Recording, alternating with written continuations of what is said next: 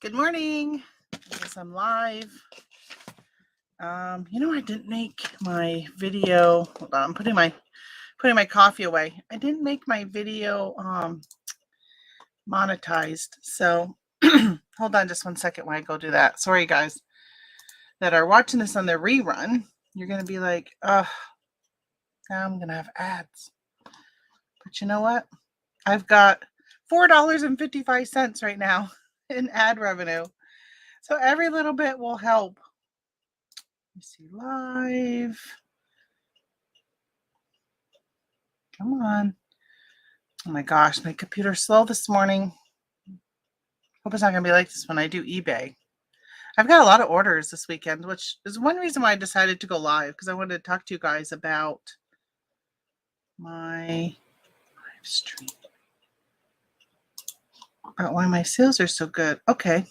Oh, hey, good morning, Holly. I'm up early too. Yeah, I said, you know what? If I'm going to go live, I need to get going. All right, so maybe I won't have any ads because it's not popping up for me to add. Hey, good morning, Phil. Hello, Jeanette. Yeah, it is not popping up for me to make it with an ad. So I'm assuming I'm showing up on my channel. Why under content in YouTube Studio it's not there? That's kind of weird. Okay, so I guess I'm not going to monetize. All right, we'll just leave that. Maybe later I'll go back and add it for people who watch it later. All right, I've got a ton of stuff to package up today. I've got 22 on eBay, 1 on Shopify, which I just realized I forgot to grab the item. I've got only 2 on Etsy, 3 on Mercari. So what is that? 22, 25, 26, 27. I've actually got 28 orders. Good morning, Charlie Brown. I'm actually in Kentucky. What? What are you doing in Kentucky, Jeanette? I'm assuming you're visiting family. You're in Holly's neck of the woods. She is in Kentucky. Although, I think you're in this, like, southwestern, if I remember right, Holly, when it comes to Kentucky. Kentucky's kind of weird to even say, like, east or west, because isn't Kentucky, like, longer than, like Tennessee? It's very clear east and west. New York is kind of weird because it's got, like, New York City, which I hate when you tell people you're from New York, they automatically assume New York City. I'm like, no, I'm like literally almost the farthest spot you can get. I would guess probably Augsburg is the farthest spot you can get, and I'm about an hour from Augsburg, but I'm only 30 minutes from Canada, 30 to 40 minutes from Canada. All right, so let's get packaging. And so for those who know, I lost my mom recently. It's been incredibly emotional. It's one reason why I haven't gone live, because I'm hoping not to cry, hoping really hard. Today I woke up feeling like it's going to be a good day where hopefully I'm not going to break down crying as much as I normally do, because okay, so now I'm talking about it and I can feel the emotions, because it's going to tell you guys that she is Linda Robinson that would come into my chat. She supported me. Okay, I'm going to stop talking because I don't want to cry. All right, so you guys need to chat so I can read your chats. Kentucky and Tennessee are longer than tall. Oh, they are. I didn't realize that. I need to get, well, I used to have a map up here. I've driven through Kentucky so many times. I guess I never really pay attention to the shape. I think I suck at Walmart arbitrage. Took the girlfriend Saturday. She was so bored. I haven't done retail arbitrage in so long. Like, honestly, it's probably been since 2020 since I've really done any arbitrage, except for when it comes to the niche that I niche in. Other than that, no. Although I do have this today I'm shipping out, which was a retail arbitrage. I guess I've never really feel like I've really gotten back into retail arbitrage. These were a part of a Christmas clearance at Walmart this year, and I picked some up and I just sold this set of 4. So I guess I do have some retail arbitrage, but nothing like I used to. Like I used to go, gosh, all the time and scan the clearance and just grab stuff all the time. I used to belong to Brickseek and stuff like that, but I don't do any of that anymore. I'm in Louisville helping with the GKS. What is, oh, grandkids. Okay. I don't have grandkids, so I don't know all that stuff all the time. Right off. Yeah, I heard sorry for your loss. Yeah, it's been tough. So Linda Robinson, she used to be in my chat all the time. Very, very supportive of me and my endeavors. She hated football and she bought a spot in my football pool for the Super Bowl, which I was really hoping she was going to win because, of course, I would have gotten a fourth of her money. Since I've got 3 other siblings, so everything's being divided by 4. I was telling my daughter yesterday, I'm like, man, when I die, you only have your brother to contend with. But I will say it's nice having a larger family. The support is really there when you're in a time of grief. So, all right, let's get packaging my items.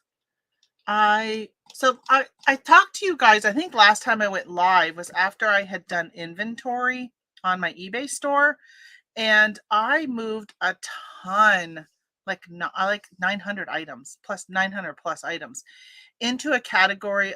I added a second category, a store category called clearance.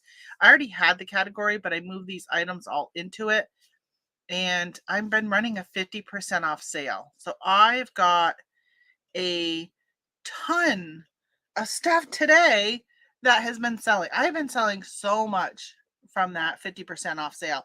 I've also been getting a lot of offers, and I just pretty much have been answering with a canned response of thanks for your offer. Unfortunately, I need to decline it because I'm currently running a 50% off sale in this item, and that's the lowest I can go at this time. I say at this time because my plan is probably in March.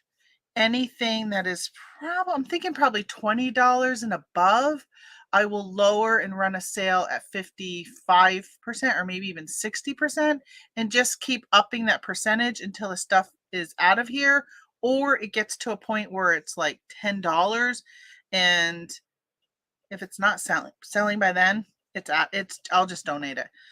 Excuse me. I intruded into your personal niche. The products I have sold steadily. Thank you. The help, little sister. Yeah, I tell you. All right. For those that are watching, I probably should save it for later. I'm going to save it for I have a tip for you guys for later, because if people are watching my live in a rerun, some of them only watch like 5-10 minutes and then they leave, and I've only been in for 8 minutes. So I'm going to share it later, a tip for you guys. I don't normally share tips that are going to give me competition. So first of all, this is my mug from my mother's house. So I had one of these. It was from a company called Southern Living at Home. If you ever see these at the Goodwill, I would grab them. It's Rudy Reindeer. And oh, there's no marking on the bottom. Interesting. So this is Rudy Reindeer. It was sold by Southern Living at Home, which was like a multi-level marketing, like a Tupperware type of company. These were really popular. It is my favorite, one of my favorite mugs. I love, like, the lip is not really thick and holds a good amount of coffee, for my 12 ounces. And I don't know, my hand fits nice in it. I really, really like this mug. Well, honestly, I got this mug before my mother passed away. She was clearing out her mugs and she said, "Do you want this?" And I'm like, "Yes," because mine broke. So now I've got another mug, just like my favorite mug. I love it. Yesterday I drank coffee out of one of her mugs, and I sent a picture to some. I'm very lucky to have a very, very great group of friends from high school that we all still kind of communicate with. Someday I got to count how many there are, or like originals, OGs, because like some spouses and stuff are in there, and some of the spouses are more active than the actual person I went to high school with. And I posted a picture of me drinking from one of my mom's mugs yesterday, and I'm like, that's the little things, that make you kind of feel like you're still connected. And just drinking from her coffee mug was a nice, comforting feel yesterday. I'm trying to find those comforting feels instead of the things that bring sadness. It takes a lot of like brain power to try and focus on those things instead of the sad. I will tell you that. It is so much easier to focus on the sad. Good morning, Jen, and good morning, Glenn, Swamp Picker. Jen, by the way, JRKR. Maggie Doodle's here. Hey, Maggie. Okay, so let's get packing, right? How many times have I said that already? So I was trying to think of starting with the stuff that doesn't take long. And then doing the stuff where maybe I share stories, because I always have something to say. Which I want to talk about TikTok later. Or maybe I'll talk about TikTok now. Looking for my scrap cardboard. Oh, I hate to use this. Good people. Man, I don't have very much scrap cardboard. I've been using a lot lately. So I have been shipping quite a bit. I mean, the fact that here we are in February and I've got 28 orders today. It's really, I'm just like, what the heck is going on? So I sold this Brothers and Sisters DVD. It used to be a Blockbusters. It's actually only, it's season 4, episodes 13 to 16.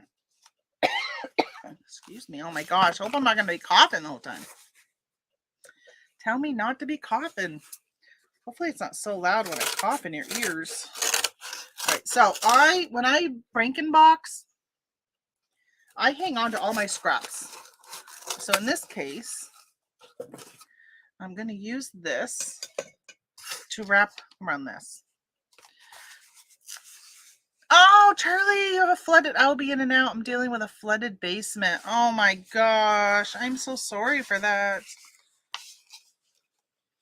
Oh my gosh. So we had really cold weather a couple weeks ago. So this is what I'm doing. Sandwiching the DVD just to kind of give it a little extra. Oh my gosh. Jen, get out of here. Just got back from a cruise. Jeez, I'm so jealous of you. All right. So my husband had to move some of my totes a few weeks ago because it was cold. When like the whole country was like really cold and we were like 20 below zero. It was really cold here.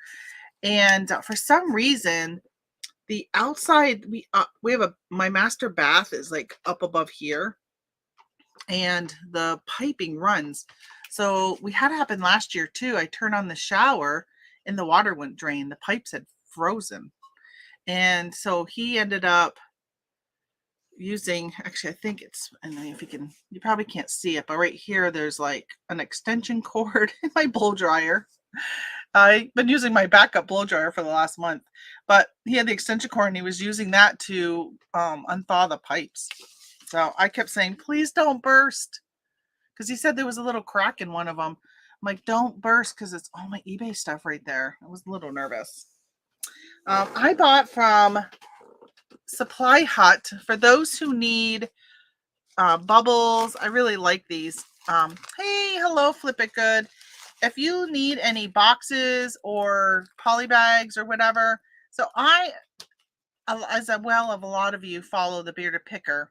For those who kind of left his channel because he got political, he doesn't talk politics much at all anymore on his channel. So you should probably go back on Wednesdays. And then he just started doing a Sunday night. But he's got a link for Supply Hut. And for those who've been following know, I said I am not ordering from Supply Hut anymore because in 2020, they were telling me that they were shipping stuff and then things didn't ship for weeks. And I was like, I'm not ordering from them anymore because, a lot of times when I order, it's like, okay, I need it like in the next week because I'm not always one that pre-plans ahead in a timely manner. But he's got a discount code. They started an affiliate program. And, I love to support channels that I follow on a regular basis.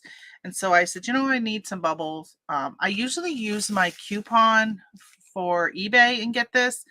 And I decided to go ahead and order some through Supply Hut. I have been going through so much bubble wrap because I've been using bubble wrap and then putting it in just a normal poly bag. So I ordered that size and I ordered this size. But these are nice because I can use them for all platforms. They don't say eBay on them. And then for this month, I got boxes on eBay for my thing. BP cursing. Oh, does he curse? No, I don't know if I ever hear him curse. I think the only thing I don't like is on Like it used to be Thursday nights, but now the Sunday nights, they're like smoking and stuff. I just don't like that. I don't like the smoking. It's not him, it's his guest. I mean, to each their own, but it's a small price that I have to have to deal with. My husband used to watch his non-reselling show, and he stopped watching it because he doesn't like that smoking stuff. I think he's vaping marijuana, which I'm not against people who vape. So, okay. Actually, my daughter just said to me yesterday, will you go to the res and pick me up some THC? I said, sure. All right, so look, so this right here is a movie, so I can go media mail, and it's $365 media mail or $375 for first class. So the estimated delivery can go all the way to the 8th via media or the 4th on first class. So I'm going to just pay that 10 cents more and ship this first class. Sorry, I keep coughing. I do feel a little phlegmy this morning. I've had a dry cough. I'm on so much new medicine, y'all, since my heart attack. And for those who didn't see the video before, I didn't have like a traditional heart attack. I had literally broken heart syndrome heart attack. So the chances of me having another one are pretty much zero. Like, obviously, you always could have one, but it's very, very, very, very low. I didn't have any blocked arteries. They did a cath and looked and all this other stuff.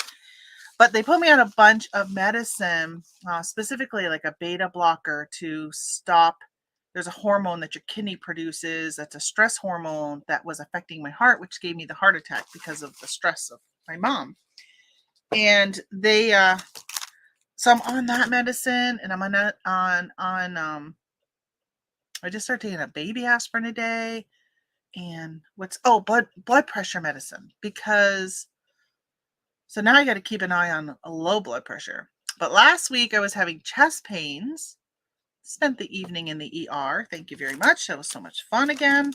I was like, the pain wasn't going away. My blood pressure was so high. I'm supposed to be watching for low blood pressure, and instead my blood pressure was really high. So it was, I'm trying to think of what it was. I think it was like 179 over 101, something like that. It was really, really high for me, like really high. When I'm supposed to be looking for low blood pressure, and then my blood pressure was high. And all day long, I was getting some chest pressure and shortness of breath. Like it was hard for me to take a deep breath. And it got worse as the day went on. So finally, 9 p.m., I know. Why do I always decide to go at nighttime? But 9 p.m., I said to my husband, I think I need to go to the ER. I really feel like I need to get checked out and make sure something's like not happening. So I ended up going to the ER. They did a bunch of tests, EKG, my troponin, which, by the way, for those who know troponin, my troponin when I had my heart attack was 805, which is supposed to be under 50. As soon as my troponin came back, which I'll tell you, today's technology, I was reading on my phone my blood test results before the doctor came in and told me what they were. And I saw that it was like, I think it was 5. My troponin was a 5. And I said, yes, I'm not doing any damage to my heart, which means I'm probably not having a heart attack. My EKG showed I wasn't having a heart attack, which they didn't tell me, but they sent me in for a chest x-ray and a CAT scan with contrast. And I said to the CAT scan guy, I said, I'm assuming that I'm not having a heart attack, because when I was having a heart attack, they didn't send me in for the CAT scan to see what else it could be. And I said, since I'm here with you, I'm assuming that it's not a heart attack. And he said, most likely not, but he didn't know. Yeah, so that was nice. It was nice to know I wasn't having a heart attack. So they wanted to keep me overnight at 2 a.m. And I said, no, I'm going to go home. Right. If you've ruled out all the things that I was more worried about and you just want to keep me for observation, I'm like, I'm going to go home. As long as I know it's not a heart attack. So now I'm on even more medicine, which I haven't started yet, to prevent even that pain. So I sold these wellness check-in Happy Planner things. So Happy Planner had a big sale right after Christmas, and we were talking about niches and stuff. Of course, you all know I love my planners, and which I just started a bundle on planners, and I don't know. Planning, like, my planners have slowed down so much. Like, people just aren't buying them at all anymore. It's such a short window. Um, I need to find stuff for the rest of the year. All right, 4 ounces. So I ended up ordering some stuff from Happy Planner right after Christmas on their website. And this was one of them. I think as you start to do it, you start to realize the type of things that people want and will buy. And I always seem to go with what do I like too. I was thinking about, I have a bunch of gratitude journals that I've been selling, and I'm thinking about taking one of those and starting to use it to write down. I think maybe it would be good. I don't know. I guess it would depend as long as I'm not finding myself just crying all the time. So see, I got my little thank you stickers. I've been using those. I know I didn't keep them up there very long. Let me show you these right here. I got these from a website called Temu, Temu. They were really cheap. I probably need to get more of them. I just placed an order yesterday for a necklace that is also like an urn to put some ashes of my mom and dad in. I have one that has just my dad that's a heart, and I think it says dad on it. And I think I'm going to start doing one. I'm going to put some in one that has a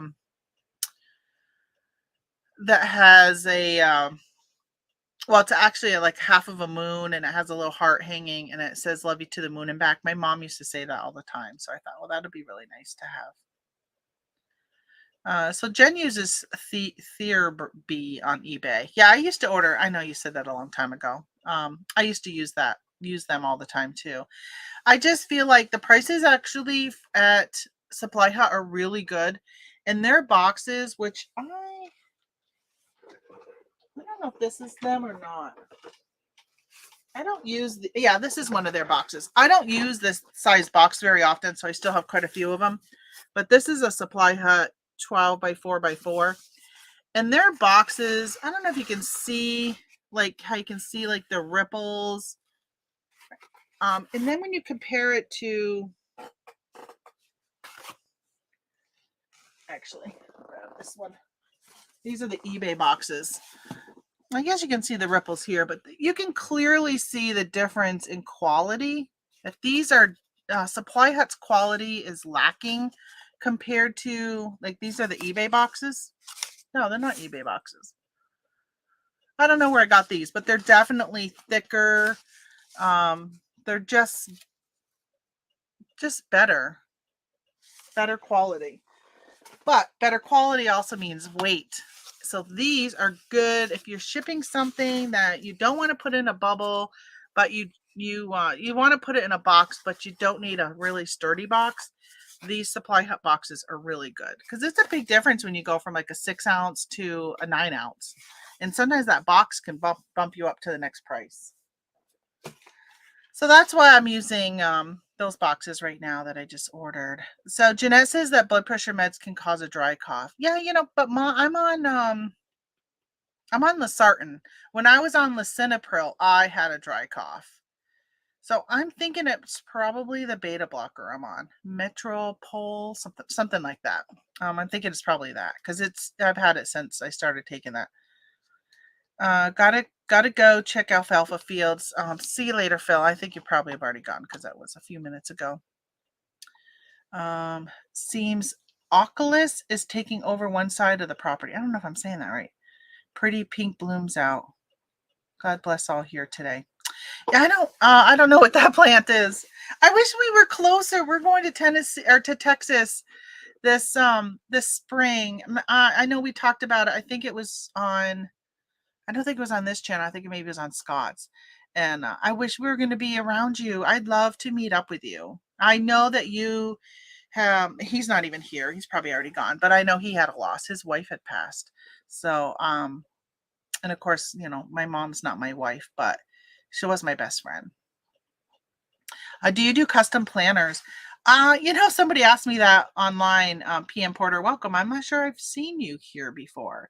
I don't do custom planners. I was thinking about on like Etsy creating a planner that that Amazon will print on their KDP and making it so I can customize the cover if somebody wants their name or something. Whose wife passed? The Texas Bandit. His wife passed a couple years ago.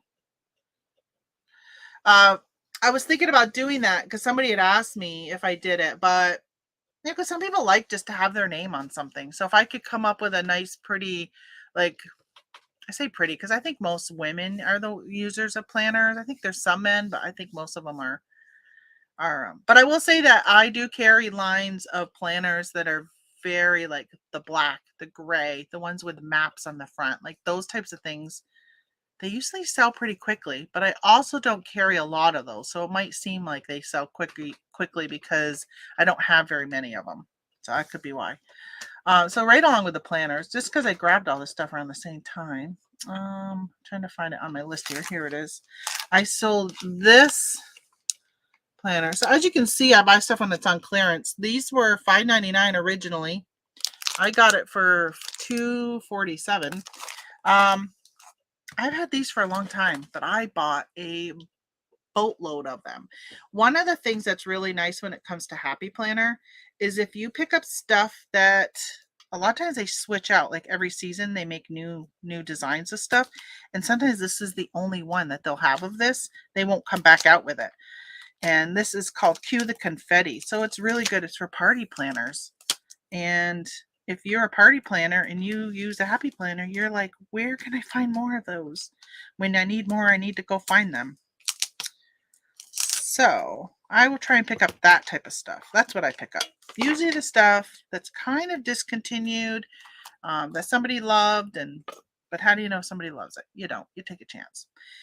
Good morning, my friend. Hi, Dave. Oh my gosh, I haven't seen you in forever online.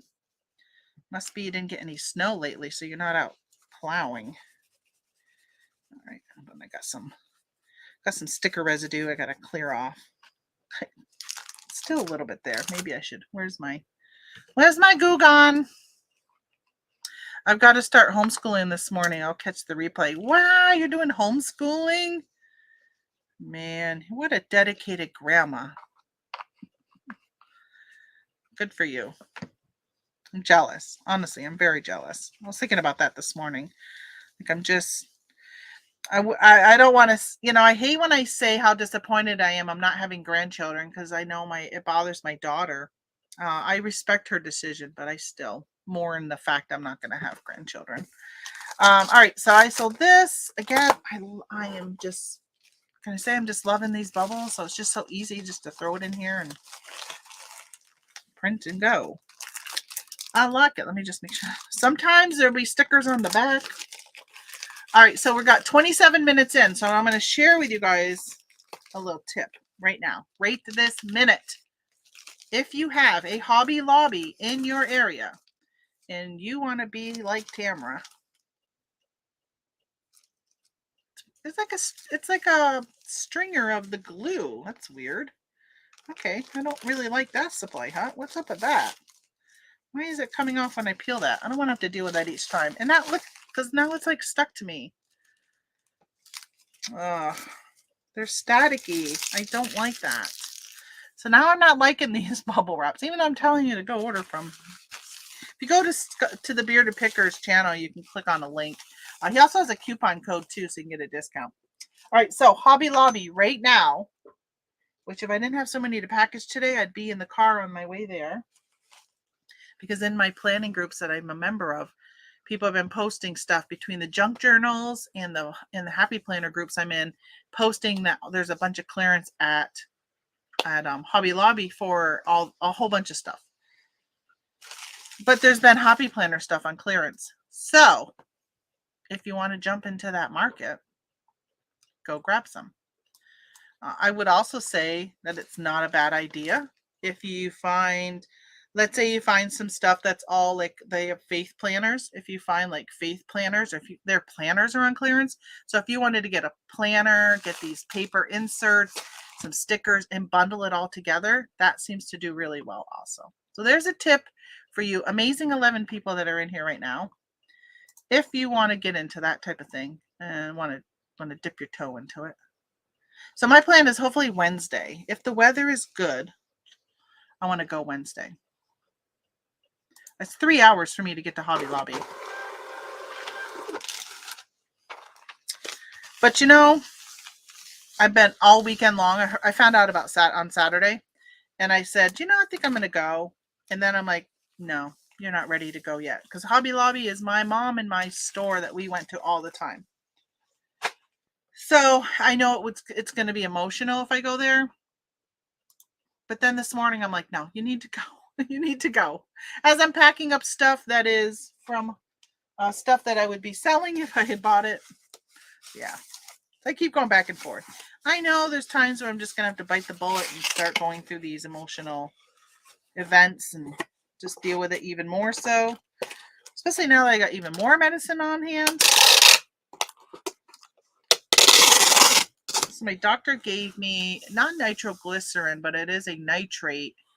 I don't remember the name of it, but I got to take that when I have chest pains again. So, because I said, I don't want to keep running to the ER.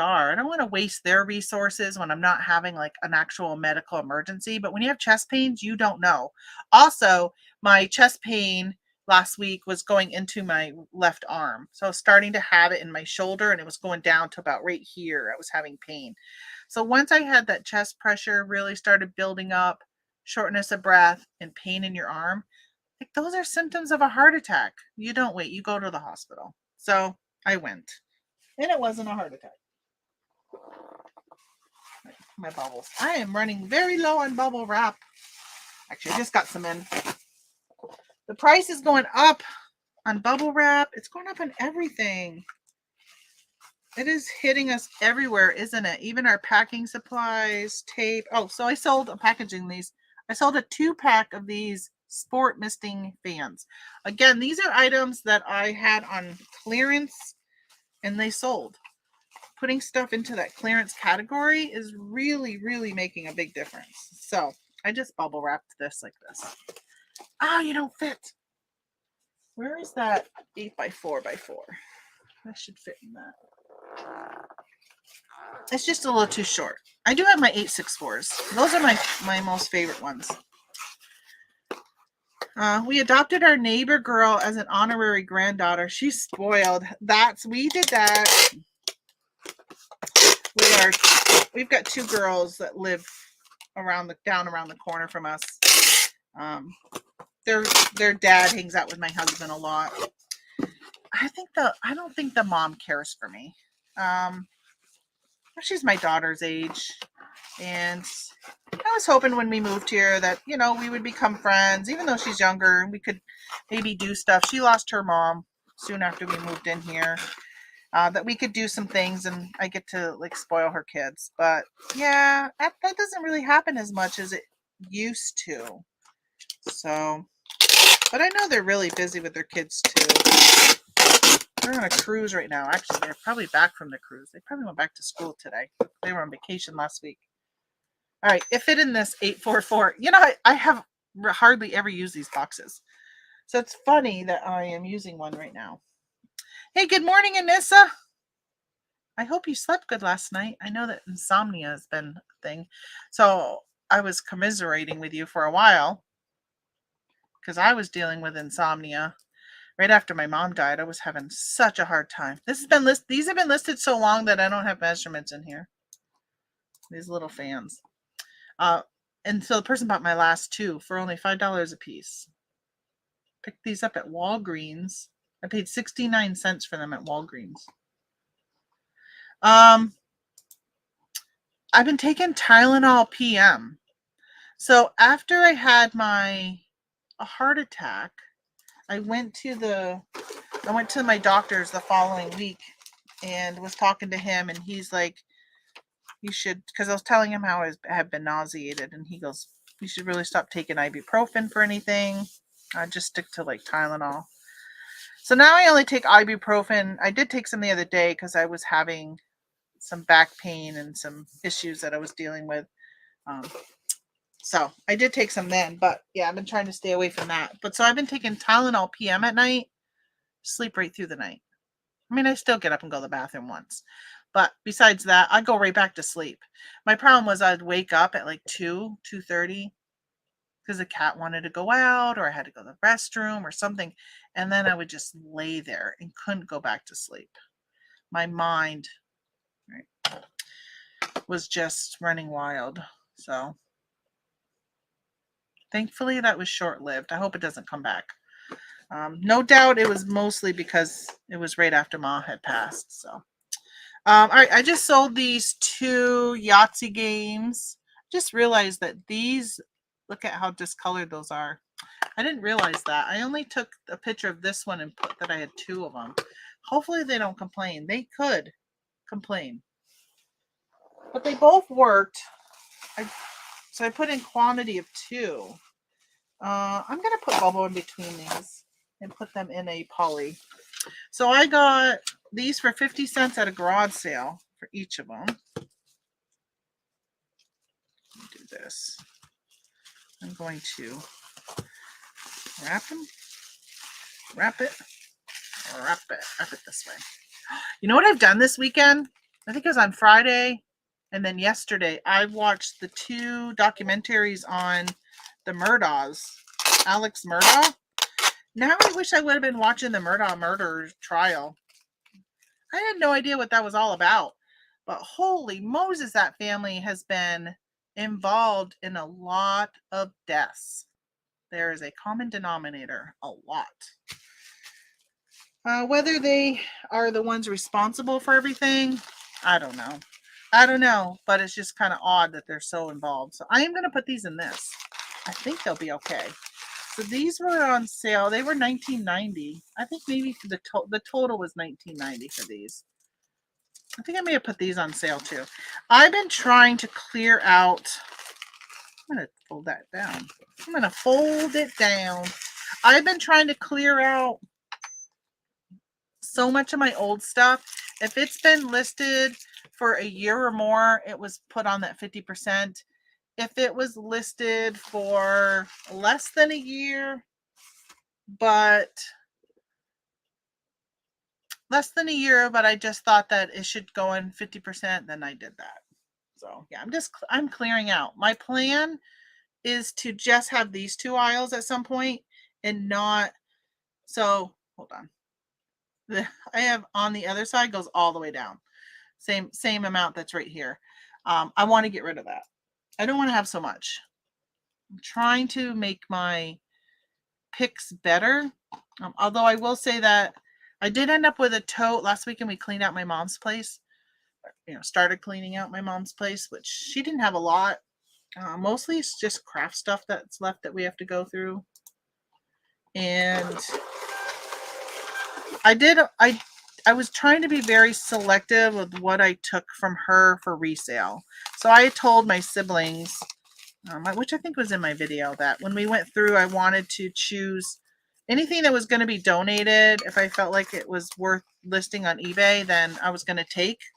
But if somebody in the family wanted it, that they had first choice. Let's see. So you slept so. Yeah, sometimes so is better than no sleep, right? Stinks though. It is nice when you get a good night's sleep. I was trying to think of the dream I had last night. Oh, about going to the dentist. Isn't that weird? So my dentist from Vermont got arrested for writing opioid prescriptions. And he didn't even have the license to write opioid prescriptions, but he ended up being a user himself. His son died of overdose. And I had a dream about him last night, going to the dentist and seeing if Dr. Miller, Randy Miller is his name, really nice guy, really sad story to find out. This all happened after I left, but I went to high school he was from the same hometown that I was from, but he was obviously not obviously, because I'm old, but he was much older than me. But yeah, it was just weird. I had a dream about my old dentist. So weird. I wonder what he would think if I was like, if he knew I had a dream about him. Like, it was just, I was going to the dentist and I was like talking to the receptionist, telling her I'm really sorry that she had to deal with him and his addiction, because all the people that have been there forever. So she got to see him decline and how hard that is to not be able to intervene or, make a difference. All right, these plates keep coming up, but they're not, I'm not going to do them right now. I sold, this was another thing on my clearance. I had picked up a ton of these. I think they had gone on clearance. Let me see how much they went. I think they were $3. Yeah, $3.25 I paid for this at Walmart, I think in 2020. And they were on Amazon for a while. They're just not selling, but I had picked up quite a few of them. I only have 3 left now. I sold this for $7.59. So after fees and everything, I'm pretty much breaking even. And I'm like, I told my husband, I said, I don't care if I just break even. I want this stuff out of here. I'm ready just to clear this stuff out, be a little more selective. Man, these are, they're 10.86s. I thought they were 8.64s. I don't think I have any 8.64s. Maybe, wait a minute. Maybe I do. Maybe I do. 8.64. I'm trying to be so more selective in what I buy, which I don't think this is going to work. I may have to do that 10.8. I don't think you're going to work. Will you fit if I put you diagonal? No, I think you're going to be too small. Let me just try. I think it's going to be, the box is going to be too small. But I feel like that next box is going to be too big, and it's probably going to bring it up. How much did they pay in shipping? That'll make a difference. Yeah, that's too small. That's too small. Oh, it's going all the way to California, too. Ugh. First class. Shoot. All right, so you know what I know what I did with these. I did a cardboard and I bubbled, and then I put it in a poly bag. Where is this other piece? My sales are bad. Like, I think I might need a real job. For those who watch Steve.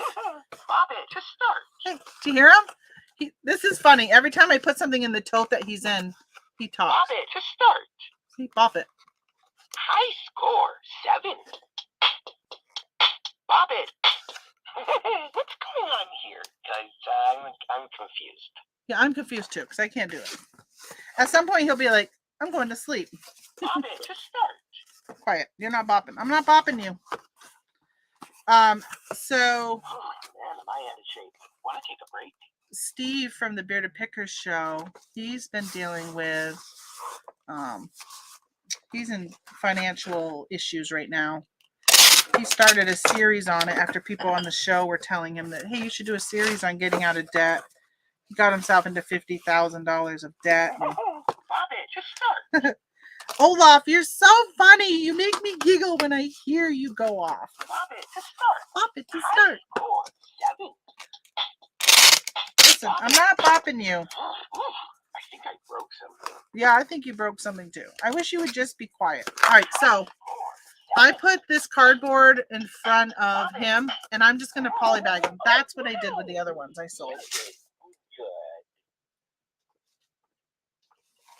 I just bought some of this color polybag. Instead of black, I bought this, or instead of gray or white or whatever.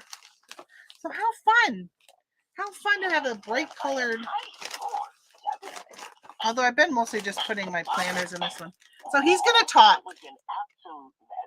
He's going to talk while he's in transit. They all do it. There's not like an off button or anything on them. They all talk like that.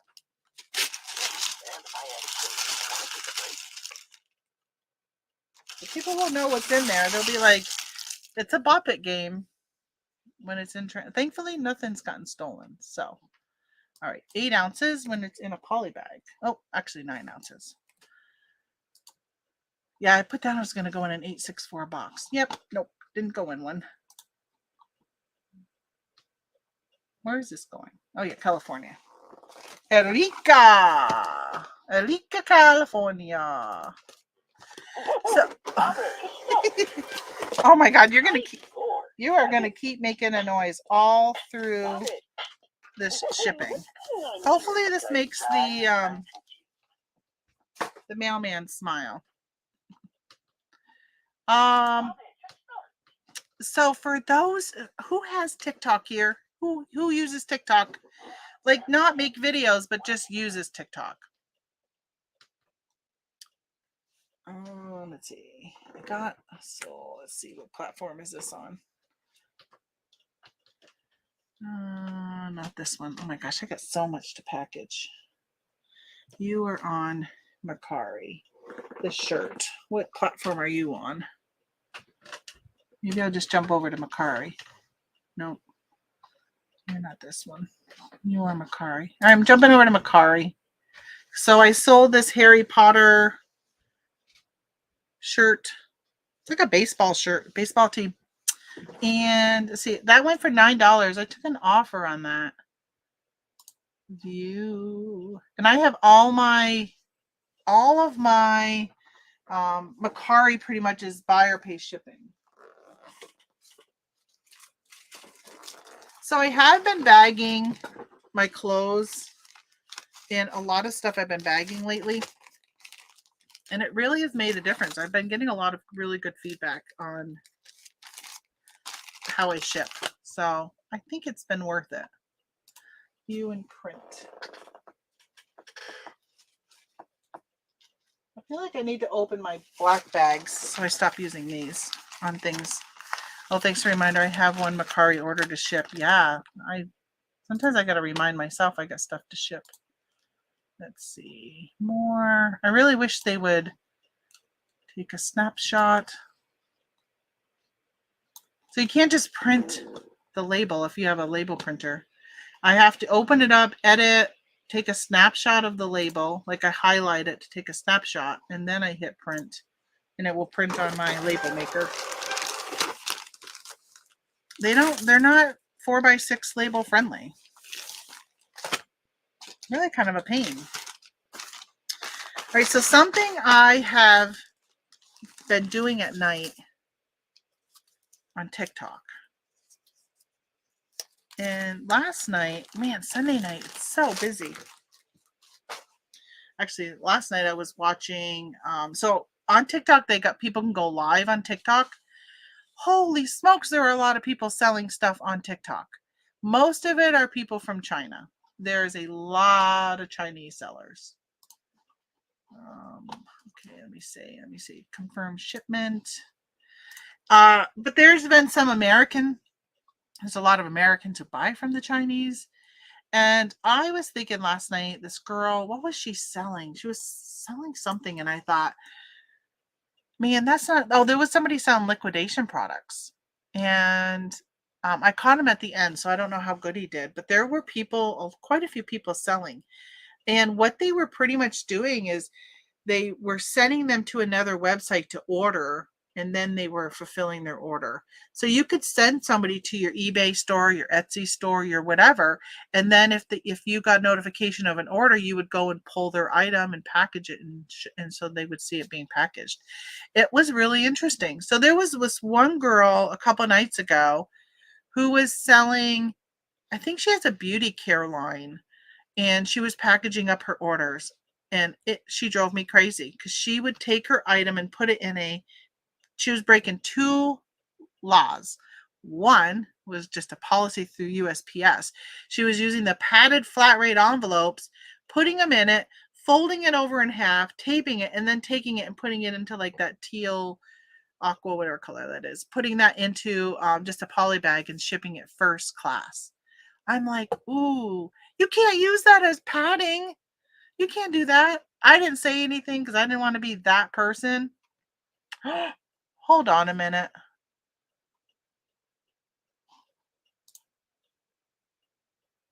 I had 3 things to ship on Mercari.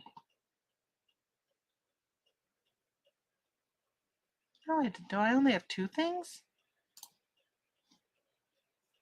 I thought I had 3 things.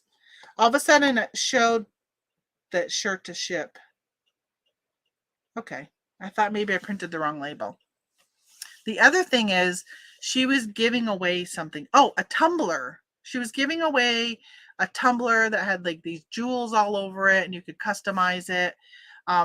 But she was running a giveaway where you had to buy entries. You had to spend $10 to buy an entry, and then she was going to draw from the people who, so it was pretty much, like a lottery system.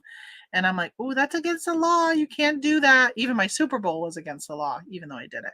I'm like, that's against the law. So I didn't say anything. I ended up just leaving her chat because I wanted to say something so bad, but it was mostly like teenagers hanging out in there.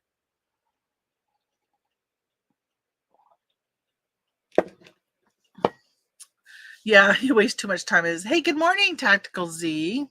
So you have you got TikTok. Yeah, I know some people are like very anti TikTok, but listen, I'm not getting paid by TikTok. I'm gonna open up TikTok. I just want to show you guys. I really think so. When you're on TikTok, you can click over here as live.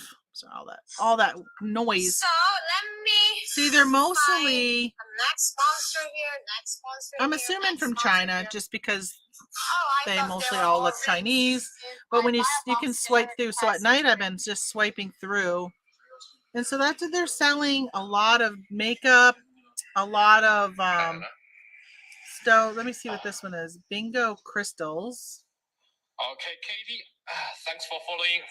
Yeah. Katie. Welcome to my live stream. He sounds very. I guess every day's a day to me. Some people are on just talking, doing makeup. Before we go. Sometimes there's not very many. Oh. There's good. And I mean, like when it's just like me. Well, there you go. If you're like me, why not? Okay, so I'll turn that off. But so I've been swiping up at night watching who's on there, and it's just been like a light bulb moment that, man, you could. And I know that there are some people I watch on Whatnot that are streaming to TikTok the same time they're doing Whatnot. And because I hear them say, hey, if you're on TikTok and you want to buy or you want to bid on these cards or whatever, go over to Whatnot and here's the referral link because they get, they're $10. So I've been watching those lives. So there was a psychic medium on last night, and I sat there thinking, okay, if I was on, so you can join somebody, it's almost like YouTube where you can join somebody, and they had these people would come on and he was doing readings for them, and like somebody wanted to hear from their mother, their father, two fathers, a mother, a 2-year-old, which he said he doesn't do infants, and he's like, I don't know, but whatever. Even if it's all fake, you could see the comfort, I don't know. There was just, you could see this thing. Like they had this one guy on who lost his father. And every time he said something, I was like, okay, if I was on that and he said that about my dad, would I be able to say, yeah, that was my dad? No. Most of it was no, that wouldn't be my dad. My dad was not like the things he was saying. And, but he was like, yes, yes, yes, yes. Like it was really crazy. And then even the 2-year-old that he did, there was some things that it was just like, wow. But you could tell the people that were on the other line were just, it was good for them. Like they needed that. They needed to hear that. They needed whatever it was. So that was really good watching last night. I watched that till midnight. And then I watched, this lady, the first night I watched, she had a trach tube in her throat. So she was changing her trach tube. She's got to change it every month. And so she was pulling out the tube and she was talking about, like it gets this, it's pretty much like snot into her tube. And she was showing that, and she can't talk or breathe because she's on a breathing machine while she's changing it. And she also had a feeding tube and, like a colostomy bag. I don't know if I'm saying that right. She had one of those. So she was just talking about that. She was like 24 years old, and she's got some disease that she's never going to get better from. And she was talking about that. And I thought, how brave for these people to go on and talk and show you their day in the life of stuff. It was just, I don't know. I've been finding it really fascinating. All right, I sold this little boy's bear. Isn't he adorable? Honestly, I debated on keeping him because he would look really cute on my tier tray that I have. He still has his price tag on of $5.50. His name was Winkle. Let's see. I sold him for $11. I'm keeping his price tag on him. Let me see if I took a picture of it.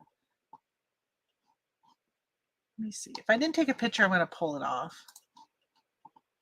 But if it's in the photos, I'm going to keep it. I took an offer on him. He was 14.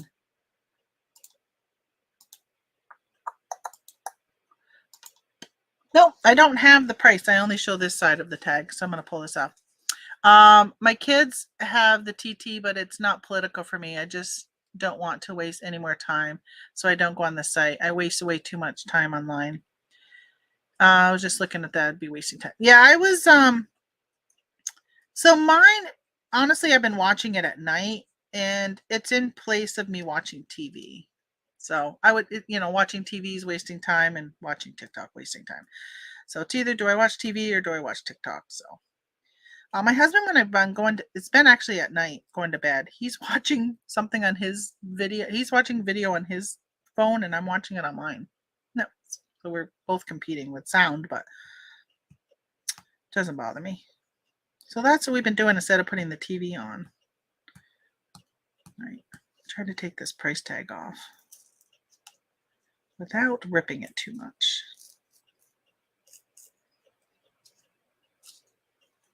Okay. His name was Winkle, it said. Let's see, Winkle. We can put you in an envelope. We got our new envelopes. Let's actually put you in a bag.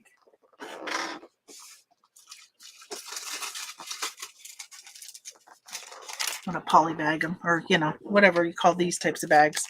I'm just gonna do that. He's like an ornament. You can hang it. It's really cute. Really cute.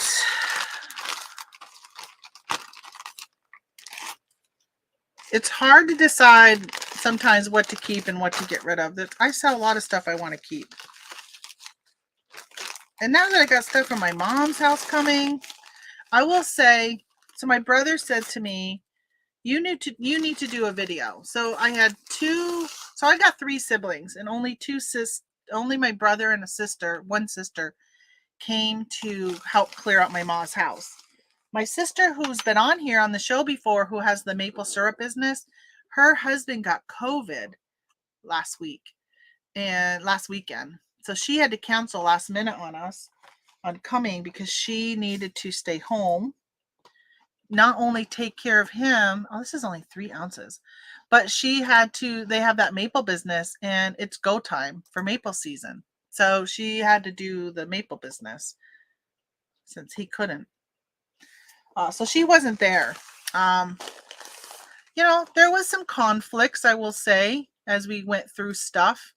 There was, so I made a comment to my brother. So my brother and I are the executors of my mom's estate. So we've been doing a lot of talking just as we're going through stuff. And I'll tell you, if you are a single person with children, or even probably without children, but I don't feel the pressure right now to do a lot of the stuff my mom did, because if I was to die, my husband takes everything.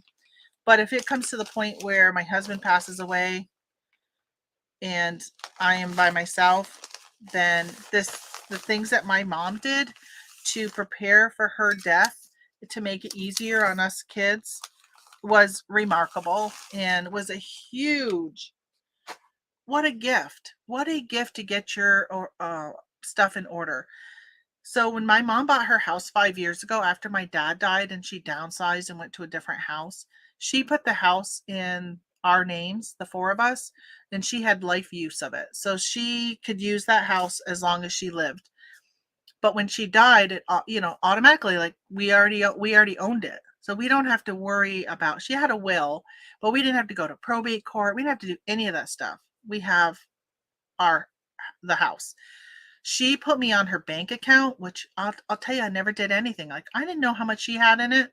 I never went in, never did anything, except my name was on her checks. And there was times towards the end, her shaking was so bad that I would sign checks for her when she had to mail a check, but I got her set up to do bill pay and all that. So she just got to do that easily. But immediately I now had access to her bank account, her money, to pay bills, to take the money and distribute it amongst the 4 of us that was in saving. All of that was so good. Just the gift that she gave us.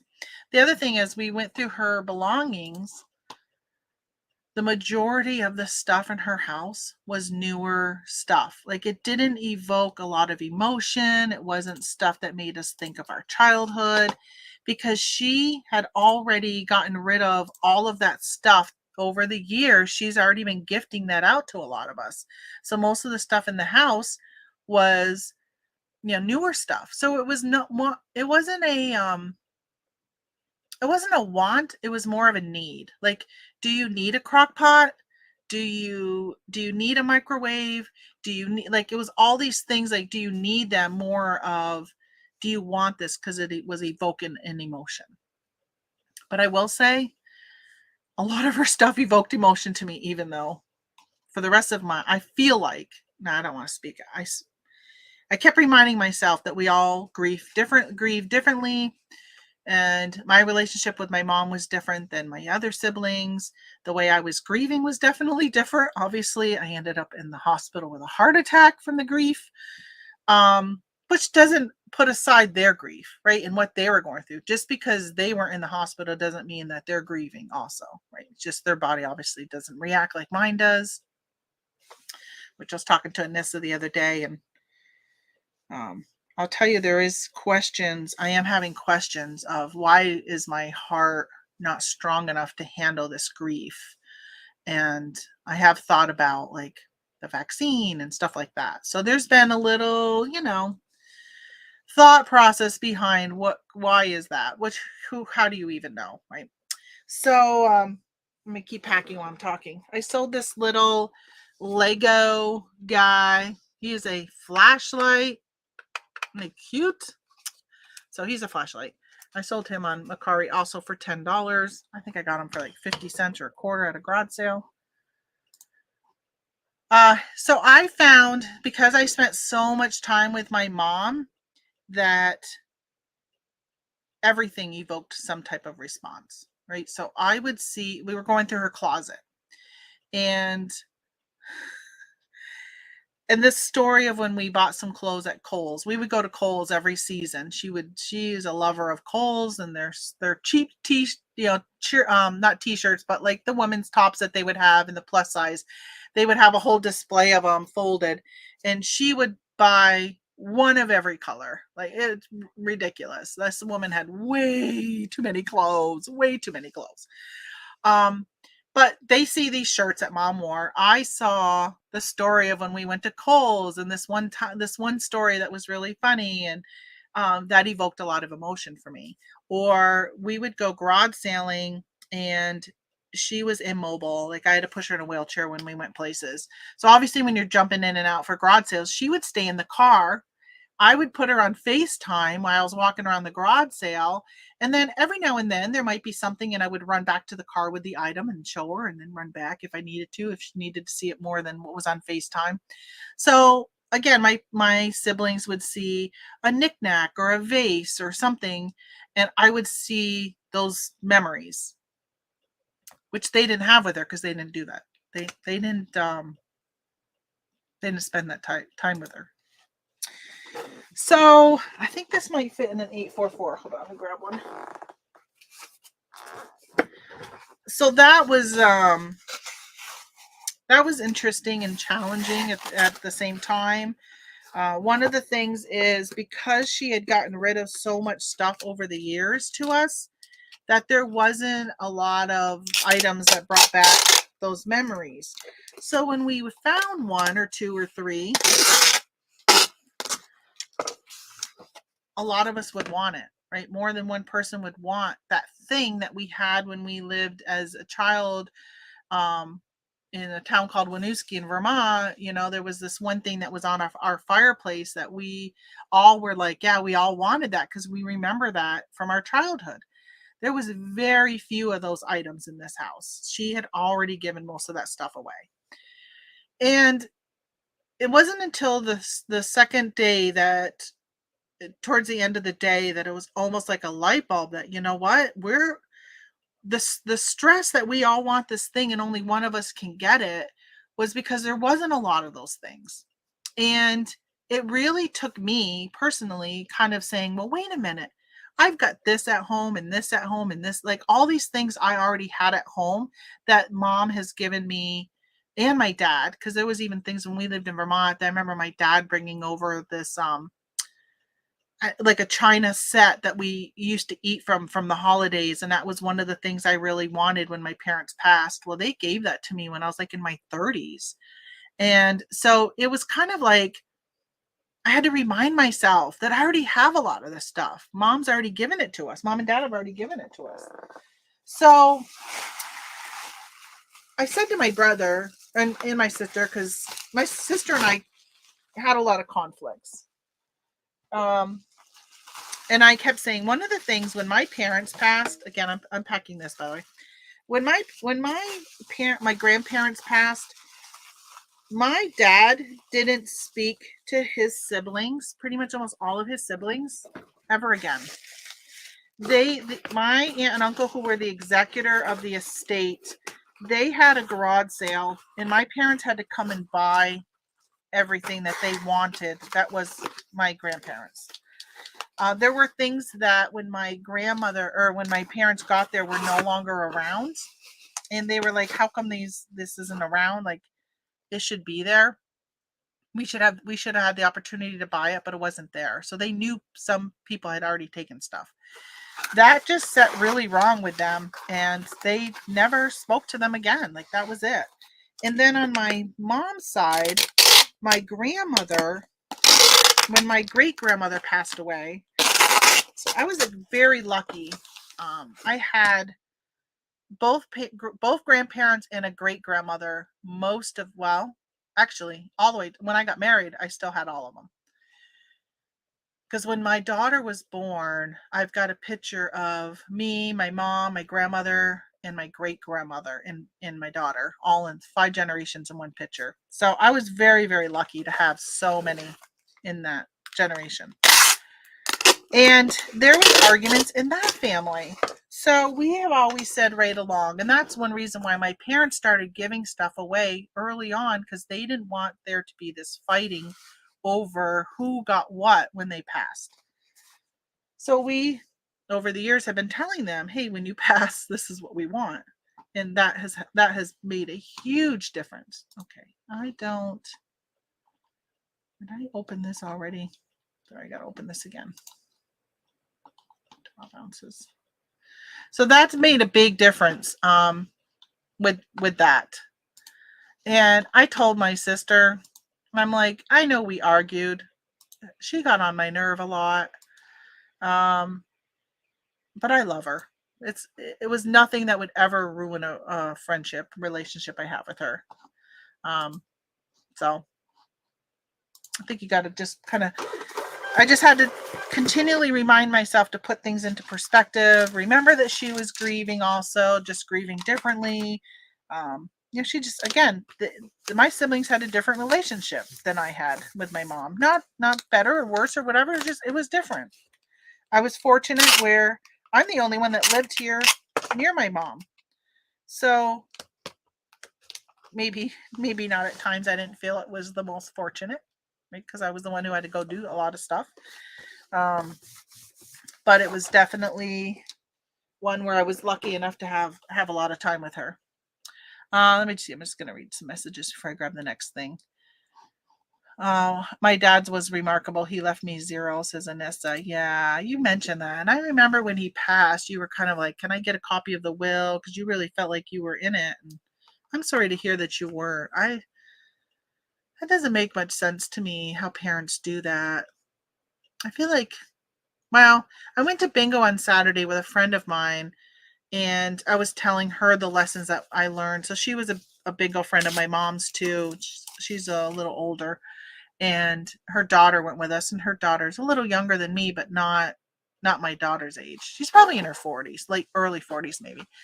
And so I was telling her some stuff, and I know she's got a son that she doesn't talk to. And I said, you just, like your son can contest your will, because she was saying how she didn't leave anything to her son. And I said, well, he can still contest it. That's what made it nice with the house being in our name. Nobody can contest that.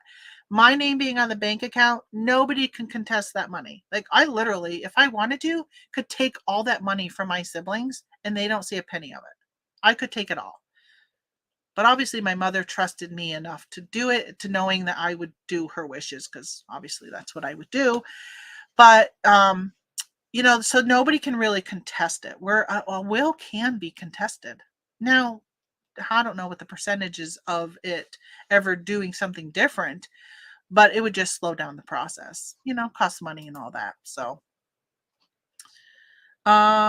we have written out who gets what. That makes it easy. Yeah, I said to my daughter yesterday, she's 30. I said, when Dad and I die, is there anything in this house that you really want? Now, I got to tell you,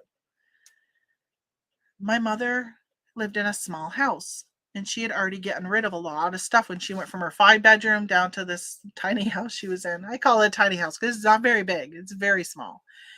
Not as small as a tiny house like you see on TV though.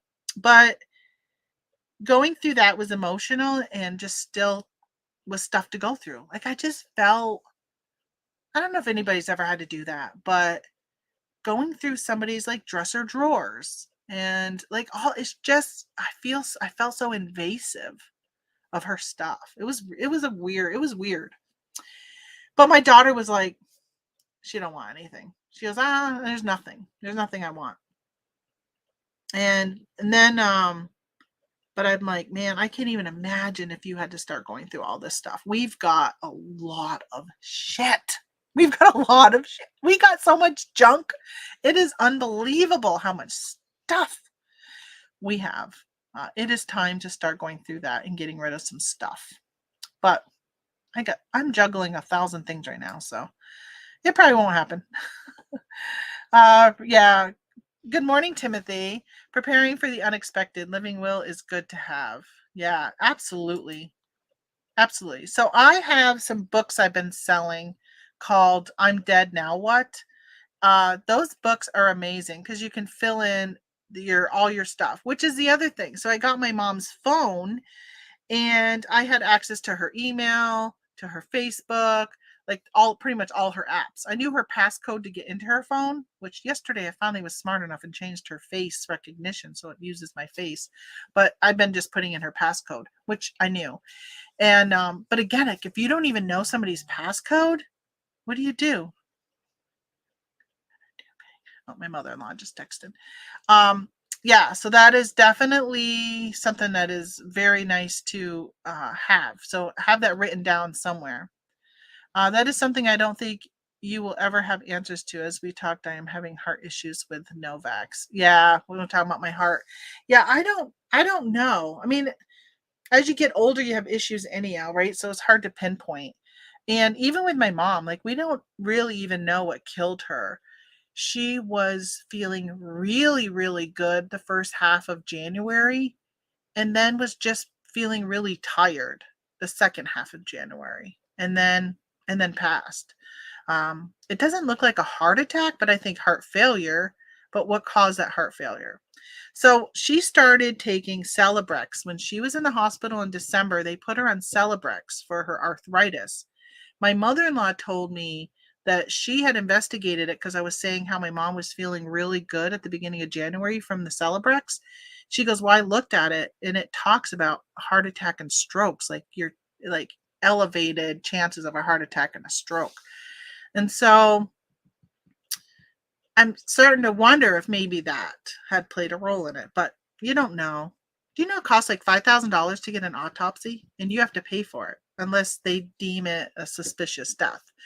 So we didn't do an autopsy and she was cremated. So even if there was ever like a class action lawsuit or something, like we couldn't even prove that it was that medicine. And we don't know. Was it that? She had COVID last year. She's had all her vaccines and boosters. Could it have been that? Could it have been long COVID that did damage to her heart? She was diabetic. Did she, for some reason, go into a diabetic coma because her blood sugar dropped low? Like we don't know. That stinks though. It stinks not knowing. That is one thing that kind of, you know. Totally sad when family doesn't forgive and there is division. Yeah. I think it really depends on how strong was your relationship to begin with, where I'm very thankful I've got a very good relationship with my 3 siblings. We've made that a huge point in our adult life. Um, Especially now with iPhones and stuff, we have a group chat that we've had with my mom and we're using it every day. Like we just make sure that there's always been this connection amongst us. And because they live the 3 of them are in Vermont and not even close. Like 2 of them are close, but my brother's not close to them, like distance wise, not relationship wise. So we've always really tried to keep that because again, we've seen it happen with both of my mommy and my dad's families, and we didn't want that with us. So, oh no, I knew I wasn't in it, but I wanted to see it. Oh, okay. I thought you didn't know if you were in it. He didn't have a will. Oh, he had a living trust. Okay, yes. Yeah, that's different. Most of the time, you don't have a living trust, though, unless you've got a lot of assets. That's what we've been told. Like, I don't have enough assets to make a living trust. But I will tell you. Oh, so I have that book. Bought it after my hubby died, trying to document everything for my kids in case I die early. Yes, I will tell you. It is so worth it to, like I said, if you have got a child you trust, put their name on your bank account. What a world of difference. The only thing that we are dealing with now is nobody was on my mom's title of her car. So in Vermont, my sister's going to buy it. And in Vermont, you got to go to the court, you got to get a letter, like all this stuff for them to do. You can't just have her death certificate in the will and title and sign off on it. You've got to go through all these steps. Had I been on her car, which is so simple for me to put me on her title, like had I been on that, it would have been such an easier process, so much easier. So that is definitely something that we have learned, that we've got to do that. Yeah, absolutely, we've got to do that. So I have both my in-laws are still alive, and I've been kind of communicating with them, and I told them when everything is done with this, I'm going to sit down with them and we're going to set them up for um, for success when they die. How weird is that? But if you want to make it easier for your kids, and they have 2 sons, if they want to make it easier for their 2 sons, these are the things that they should do. Even if you don't want to choose one child over the other, put them both on the account or whatever. But again, it's got to be something where you trust that they're not going to go in and take your money.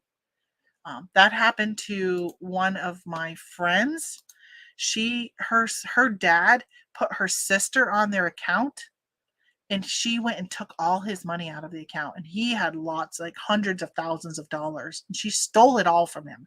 She stole from her father. So, and he brought her to court, and they pretty much said it was her money too. Her name was on the account, her money too. So that is, oof. So you really got to trust who you're doing, who you're putting on. He held it. He had a lot of assets. He held it against me after my mother left him when I was 3. Like, it was your fault. You were 3 years old. All those years faulted me. No, I'm sorry you have to live with that. That's ridiculous. Oh, by the way, so Anissa, so this shirt, this was a Christmas shirt. It says "Believe" on it. I had mentioned to her the other day that my faith isn't as strong as I'd like it to be. It hasn't been for quite a few years. And so I question the whole heaven. Like, that's big for me. I didn't mention that to her, but that's one of the things. So today I wore this because I've been trying to get my mindset to kind of, to believe she's with my dad, believe she was with her mom yesterday, who was 100, and it was 101st birthday. My grandmother lived until she was 96 years old. So it's like, man, to think that she would have been 101 yesterday, and it literally seems like yesterday she passed away. It's been 5 years, but it seems like yesterday, where my mom died at 76. My grandmother had 20 more years of life on this earth over my mother. Like, that's huge. 20 years is huge. So it just seems so weird that my that my mom only outlived my grandmother, right, by 5 years. That's just so odd. Copies of death certificates can be pricey. Lots of institutions will not accept a copy. Good idea to put names on bank accounts. Yeah, we ended up with 6 copies of the death certificate. We have not needed to use any originals yet. Everybody has, where did I go? All they needed to do was, I went to the cable company and canceled her cable. They just needed to see it. They didn't even keep a copy. Like even her life insurance and her 401k that she had, they just needed to see it. Like they have a photocopy, like took it and my brother scanned it and sent it to them. That's all they needed. So we still have all 6 originals. And we didn't even need 6. It cost us $10 for each one. So it's kind of a waste of money. Okay, let me get back to packaging. I got so much to do today. Let's do these 2 things because they're small. Starting with all my small stuff first.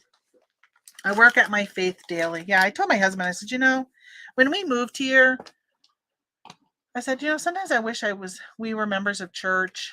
Growing up, we went to church every Sunday, but never really did it in adulthood. And I said, I really wish that we had like the community, because it's something about the church community, right? They just embrace you. And sometimes I wish we had that, but we don't. We could, but yeah. This wellness journal. It's got like prompts for people to write.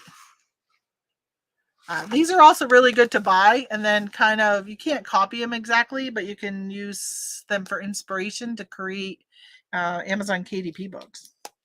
So this was $5.99, and I just sold this for, $23.41 with shipping. Gotta take the sticker off. Where are you going this summer? All right, so we are leaving in the spring. Pretty much the week after we're having a celebration of life for both my parents. We never had one for my dad. Sorry, all this talk of death, huh? Welcome to my world and my brain. That's just ridiculous. Like on the top of my brain all the time. Honestly, since my dad died, it's been on my brain all the time. Watching my mother grieve the death of my dad was heartbreaking, and made me aware of there's going to be a day when Tony could die. Of course, having that heart attack a couple years ago didn't help, and that just brings it more to reality. I can't even imagine what it's like. But so we are going to Texas. Well, we're going to spend a little time, a couple of days in Oklahoma. So again, it's all around the Jeep trails. We do the Jeep Badge of Honors, and we have been driving around trying to hit all these Badge of Honor trails. And we're going to visit a friend of mine in Oklahoma for a couple of days. But, we'll be stopping along the way in Ohio and Indiana just for the night, Missouri. And then we're in Oklahoma. Then we're in Texas. There's 3 trails in Texas we're hitting. Bridgeport, Big Bend National Park. I can't remember the other one that we're going to. And then, I just sold something somewhere on PayPal. And then we're going to go to Arizona. So we're going to be in Sedona. And there's 2 other trails in Arizona we're hitting. And then we're going up to Moab, Utah, where I will not be hitting any trails, but my husband will be. I forbid myself after his heart attack. I was not a fan of the terrain. I didn't like it. It was extremely stressful. I feel like that stress played a role in his heart attack. I think he was going to have a heart attack at some point, but I feel like it fast forwarded it because of the stress. And I told him, you're going to go on them on your own if you're going, because I'm not going to go on them. Let me grab a, let's see if it fits in this. I think it might be too small. We'll see. So so Utah, and then after Utah, we're heading back home. So we'll be gone a whole month. So we've, so we ended up not doing anything extra after Utah, but we'll be in Utah for a whole week. So that's our plans. Not a lot of fun time besides Jeeping. And, Tony kept saying, plan something. If you want to go do something, do it. But there's not a lot. Like, I'm all about sightseeing. Like, I like to see the sights. Honestly, the best part for me traveling is literally the traveling. Like sitting in the RV and or the car or whatever we're in and just looking at the terrain. And I just really enjoy that. So I'll be fine with that. Probably gonna be really tired when we get home though, because it's just one thing after another. It's just like boom, boom, boom, boom, boom. Like we're not really just, except for Moab, I'll have 8 days of nothing.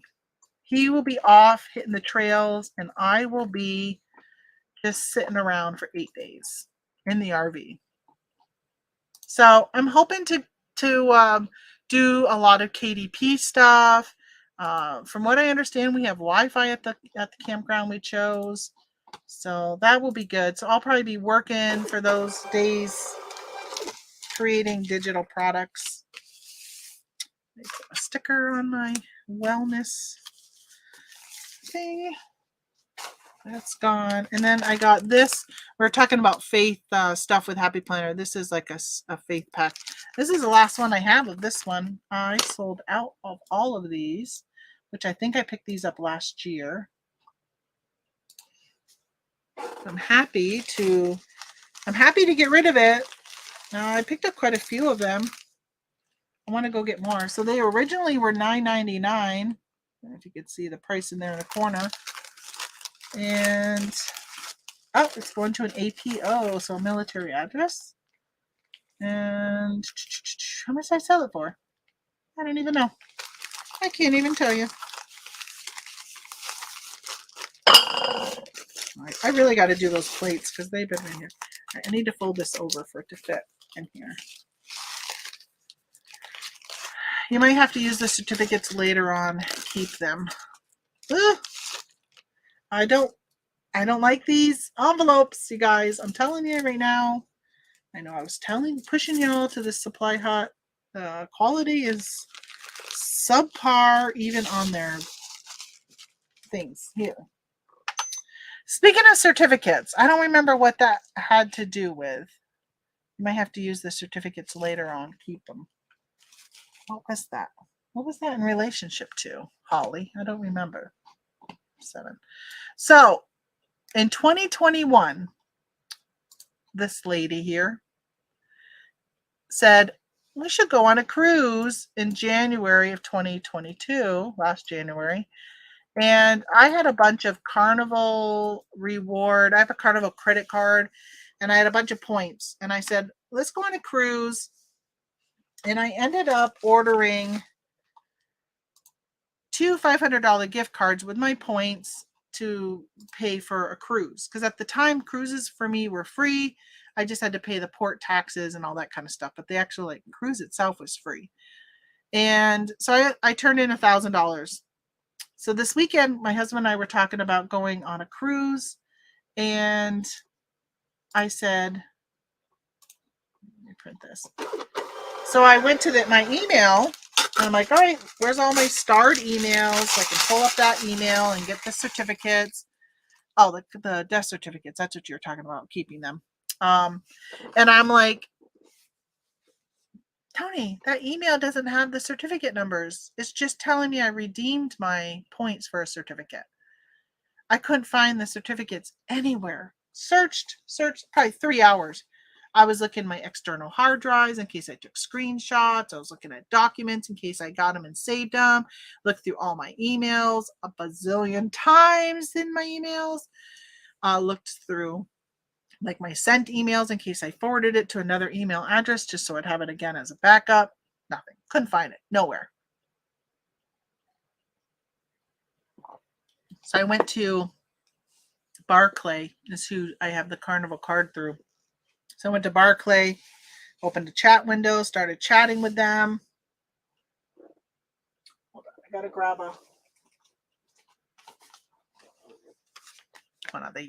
one of these because it was an APO address, which is like international. When you ship through eBay, it fills out all of the needed information for you. Where Pirate Ship, I'd have to type it all in. And this, I printed it through eBay. Oh, wait a minute. No, I didn't. I printed this through Etsy. Etsy filled it out. But it goes first class, so. So I ended up chatting with them, and they pretty much were like, oh, the gift certificates are like cash, and we can't help you. And I said, you don't keep copies of the emails, or like, you don't keep copies of anything? And he pretty much was no help. So I closed it out, and then I said, I left, and I looked some more, and then I was like, you know, I'm gonna open through the contact us, fill out that, and ask the same question again, because, you know, just like with eBay, you can ask somebody a question, get an answer, ask somebody else and get a different answer. So I thought, I'm going to ask again through this system. And so I did that, and they came back, and they literally said pretty much like, oh, you already asked somebody through the chat. They said the same thing, but then they said something about they do keep copies, but then they came back and said it's just like cash. So I think they're pretty much covering their butt in case somebody used them, and they're going to investigate. So hopefully they find them. Otherwise, I lost $1,000, which honestly makes me sick to my stomach.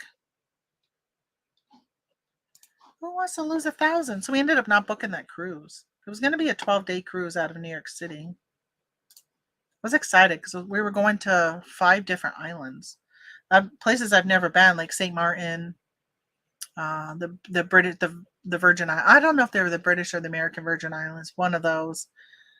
I don't remember if we went to Puerto Rico. I've never been to Puerto Rico, so I was kind of bummed. Well, what are you gonna do? Can't really do much, right? It is what it is. I was literally sick to my stomach over it. Okay, I sold 2 of these Star Wars playing cards. So I bought quite a few of these from TJ Maxx at Christmas time, like 2 years ago. And I really thought that these were going to be pretty big hits.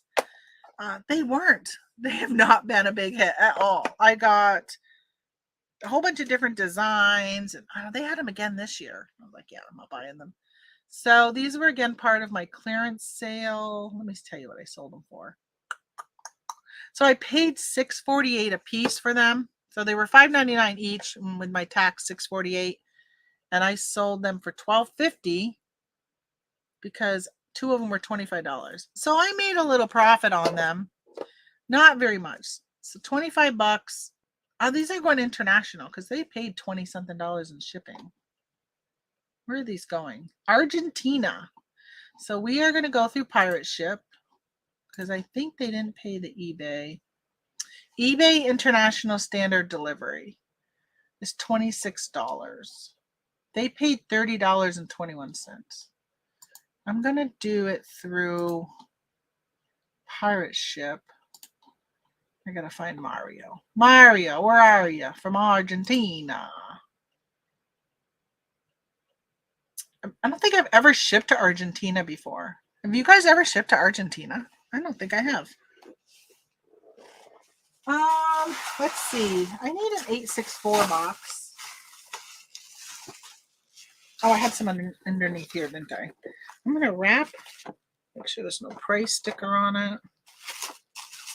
I hope they meant to buy 2. Didn't do that by mistake. I'm going to bubble wrap it. I'm going to put it in a box.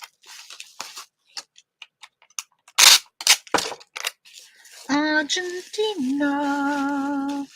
Still on Amazon. I am, but I'm not.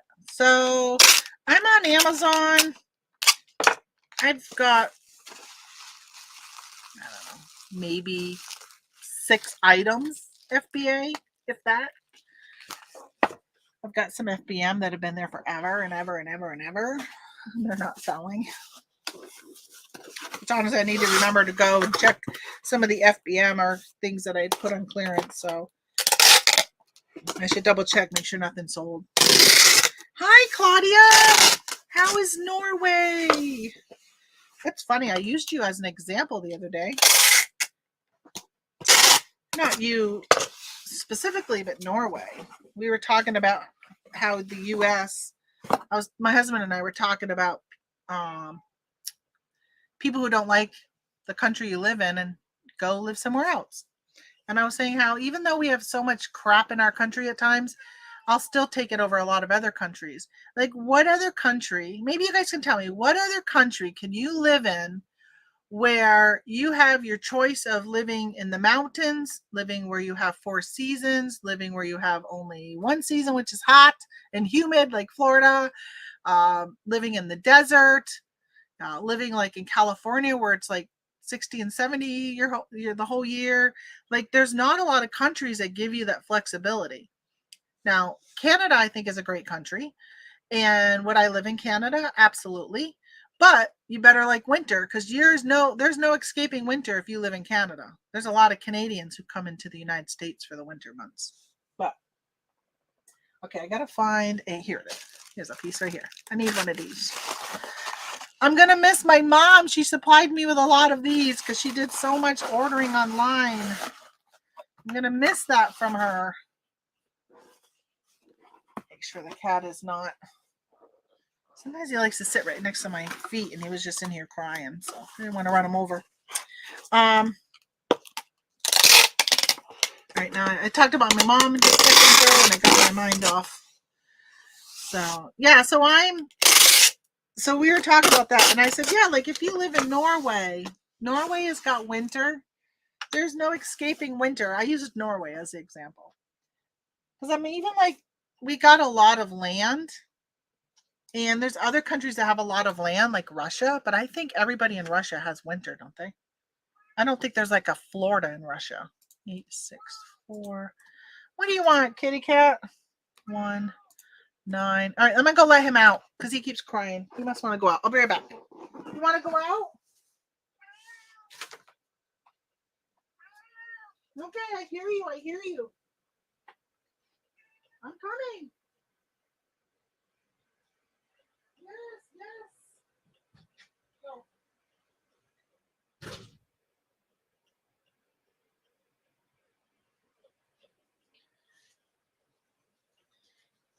Did you guys hear how vocal he was? My goodness, he really wanted to go out, huh? He's like, come on, Mom, I gotta go to the bathroom. He probably saw the birds. He's been going after the birds.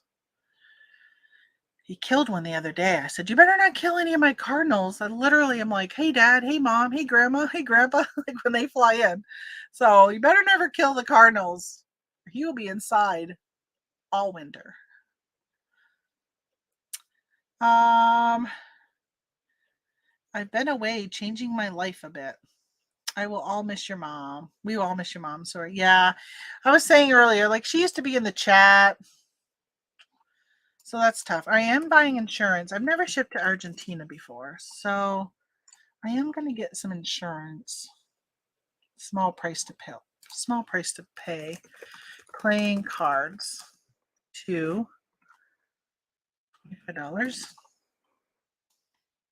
What was this? £1 something. 19. 19.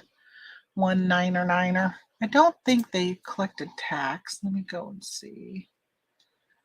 I'm going to hit the back button and go to the order number and see what they paid. Nope. They paid $55 for these. $55. All right, so now no tax. I don't have to worry about putting that in here. No exporter tax. Get rates. There's no way out of a long winter in Norway. It's exhausting, and some Norwegians go retire in Spain. Yeah, see, that's what I'm saying. Like, we're really lucky that we have the ability in the United States to go, and you can go and you're not leaving the country. Like, you can go anywhere. And that's why I love vacationing here in the United States. There's, like, if you like the mountains, you can go to the mountains. If you like the deserts, go to the deserts. If you like the beach, you can go to a beach. I mean, there's just so much to do here in this country. I love America. It's just an amazing country. There's a lot of people who poo-poo on it. My son is one of them. He's like, oh, there's countries that are better than the United States. We've offered to pay to relocate him if he wanted to leave. He's still here. Is there other countries that maybe have better laws or policies? Yeah. But when you look at everything, yeah, this by far is a great country. Okay, so they paid $30 in shipping. This is $21 for me to ship it. But it was, how much was it through eBay? Wasn't it 26, I think? I'm gonna just double check. Just so you guys can see the difference in how much it costs to ship between eBay International Standard Delivery, which is like their old GSP. That's $26 to ship it. It goes to a hub and then to Argentina. If you do the simple export rate on Pirate Ship, I included, this is with insurance. It costs $1.35 to add $25 worth of insurance. Like, honestly, a lot of times I will, if it was going to the United Kingdom, I just self-insure it because I don't have really issues there. I've never gone to Argentina, so I don't know what it's like. So I went ahead and paid the $1.35. And if something happens, I get 25 bucks back. I'll still be out the $21 in shipping though, because you don't get your shipping back. So it costs $21.34 to ship it through Pirate Ship. Cheaper than eBay Standard International. And if you add insurance, it's not any different than going through eBay. And I made $5. If it gets there and there's no issues, I made $5. Why would you not do that? Those are the benefits of a continental-sized country like USA. Yeah, absolutely. Yeah, absolutely. But you know, there's a lot of people who don't have the ability to take advantage of living in a country like the United States. They don't have the ability to travel. You know, like there's these little questionnaires you could put on Facebook or whatever, and people fill out, and you get so many points for all the different things that you've seen. Like, have you ever seen the Alamo? Have you ever seen Statue of Liberty? Right, so you get these points. And one time I filled it out, and I said what my points were, and I was just telling my old boss, I'm like, I'm so fortunate that you've been able to provide me with the opportunities to have a very high score on those things, because I did a lot of traveling for my old job, and I think I've been to almost every state in the United States. There's only probably, besides like Hawaii and Alaska, in the continental United States, I think the only states I haven't been to are Oregon and Idaho. I think I've been to every other state except for Oregon and Idaho. So those are on my, no, I take it back. I did go to Idaho, but just a little tiny sliver of it. Which I think is where you live, Timothy, if you're still in here. I did go to Idaho. So it's just Oregon is the only state I've never been to besides Alaska and Hawaii. I've never been to those. My husband has been to every state but Hawaii. Oh, maybe. Wait a minute. Did he go to Hawaii? I don't know if he's gone to Hawaii. We collectively have gotten a geocache in every state but Hawaii. So, all right, let's just do these plates. See these plates? I showed these earlier. These are Pioneer Woman. They were on clearance after Christmas. We were talking about retail arbitrage, and I said how I don't do it anymore, but then I'm like, oh, yeah, I do. I don't do it like I used to. That's for sure. These sold for $28.93. I sent a best offer. I think I sent out a 10% best offer, and they took it. I was doing offers to watchers. And these cost me $7.36 for a set of 4 of them. So there's not a huge profit, but there's still, there's still enough profit. 15 bucks. Probably not enough profit to have to deal with now packaging breakable stuff. Let's see. Let's grab 4 of these so we can wrap each plate, and then we're going to use more to wrap them all together.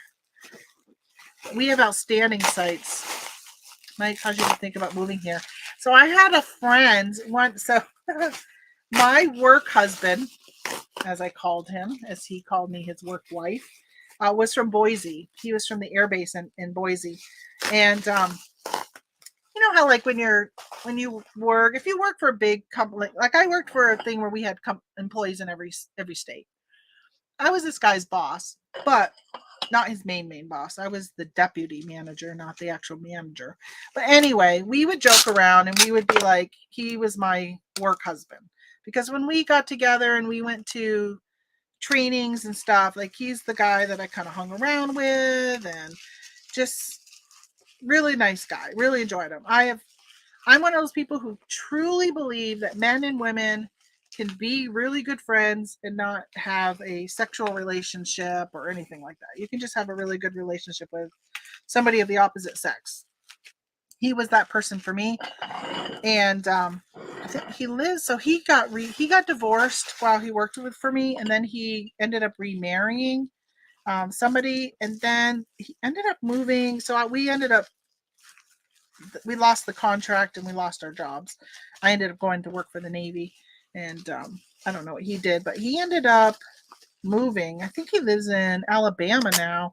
I reached out to him on Facebook when I was going to Alabama last year and said, hey, I haven't talked to him in like 5 years, 6 years, and said, hey, I'm coming to Alabama. Never heard back from him. He never posts. The only posts that are ever on his Facebook are happy birthdays. When it's his birthday, people post. So I don't think he's on Facebook at all. I think he has an account but doesn't use it, which is kind of a bummer, because I'd love to like just check in and see. Hopefully he's okay. Hopefully he didn't pass a COVID or something. Like that could happen.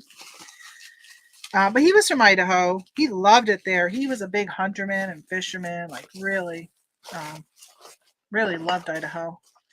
Hey, good morning, Paul. Philly Flipper in the house. How is Florida treating you? Been watching some of your videos with you getting stuff set up. I haven't watched anything, I don't think, in the last few days, but I watched the video where you're showing that you had your shelves up and stuff going live again on eBay. So those who don't know, the Philly Flipper was from Philly. Are you changing your name, your channel name? He now lives in Florida. He's now the Florida Flipper. Yeah, so I have a friend who lives in not St. Pete, Palm Springs, maybe in Florida. Did you see Palm Springs, California got snow? He lives down on the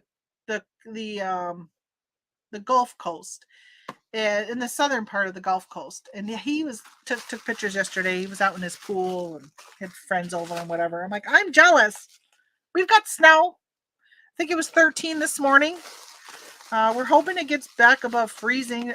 Doesn't look like it's going to get above 32 today though, because we started maple sugar in again, boiling, made 1.5 gallons, but then it got cold, and we haven't had any good weather since then. It's been chilly. We're like, it's going to take a couple warmer days to get the weather back up to be melting the lines. I'm packaging these plates, by the way, in case anybody's wondering what I'm doing here. In case you're late coming in, like the good old Paul is. I appreciate you stopping in, though. My best reseller friend is a male. See? Yes. Absolutely. Absolutely. I don't know if I have a best reseller friend. Like, I've got, like, a lot of you I'll talk to here and there, but I don't really feel like I've got a really good friend. Definitely, with my mom's passing, it was an eye-opener of how many friends I don't have in real life. I've got a lot of not real-life friends, like present here, living in the area, things I go do stuff with. I don't have that. Because we moved here, and a lot of that time was taking care of, like, after my dad died, because we moved here. My dad died in November, and we moved here in December. I was hoping to get over here before he passed so I could help a little bit more with him, but that didn't help with the delay in closing. But then a lot of that was helping my mom, and I helped her move from one house to another. She lived with us for a couple months while she was waiting to close on that house. Like, a lot of my time and energy really was for my mom. And I didn't realize how much I depended on her. I knew she was depending a lot on me. I had no idea how much I was depending on her. And that's been a huge eye-opener for me. I got this. I think I'm going to bubble it again, though. I don't know if I'm going to double box. Let me see what I put down for a weight. That's one thing. So, when somebody passes or something happens, you hope that you don't have regrets. I think the only regret that I have is that, okay, maybe I don't want to talk about it because now I'm going to get emotional. So you'll just have to guess what my regret is until I can calm down and maybe get it spewed out. I don't want to cry. I'm trying so hard not to cry today. I don't want to turn it into a big crybaby show. It's honestly been very hard for my heart for me to go through this grief. And it's been very difficult. It's been really much an eye opener. So, okay. I decided to do some more bubble on this. So Claudia, if you're still here, I know you said that you're kind of stepping back and changing some things up. Is your change pretty much that you're not just around on YouTube as much? Or have you made other big changes? And how is your health? I hope your test results continue to come back showing that you're doing well. Don't make me cry. I'm sorry, Paul. It's been very challenging for me. I lost my best friend. So I don't know. What does my husband, does he think he feels bad every time I say that? Because he's probably like, wait a minute, I thought I was your best friend. Right? Don't people, like, if my husband died, I'd be like, I just lost my best friend. So I think I had two best friends, my mother and my husband and my daughter. She's the best friend too. Yeah, that'd be hard. Those are probably the three people closest to me that would be the hardest for me to lose. And I just lost one. What am I going to put this in? Let me see how wide you are. I put down I was going to use my 8-inch boxes. I don't think I have any more 8-inch boxes anymore. 12. I could do a 12-inch in the 12 by 12 by 8s and then just cut it down. Don't hold your tears. It's important to cry as much as needed. Yeah, but for me, when you cry, for my body, your kidneys release a hormone, and that hormone was damaging my heart. So for me, it's easier for me to try now, and I still cry. Believe me, I still cry. Oh, way too much. I'll tell you, way too much. The problem is sometimes when I start crying, the sobbing and crying is so severe, I can't stop it. And that's what happened last week. On Tuesday night, I got home from doing my mom's house for the third day and the last day until we get together again because they all had to head back home to go to work. And Tuesday night, I was crying so strong. And then Wednesday was just my sit back and relax and just kind of, I was giving myself permission to just watch movies and just really do nothing.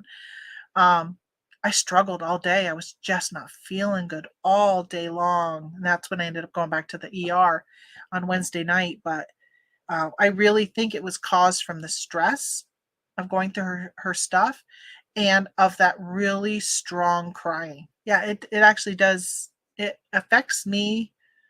Other people it doesn't affect. Like they can be crying, they can have grief, they can do whatever, but for some reason your body is able to handle that flow of the whatever that hormone is that's released.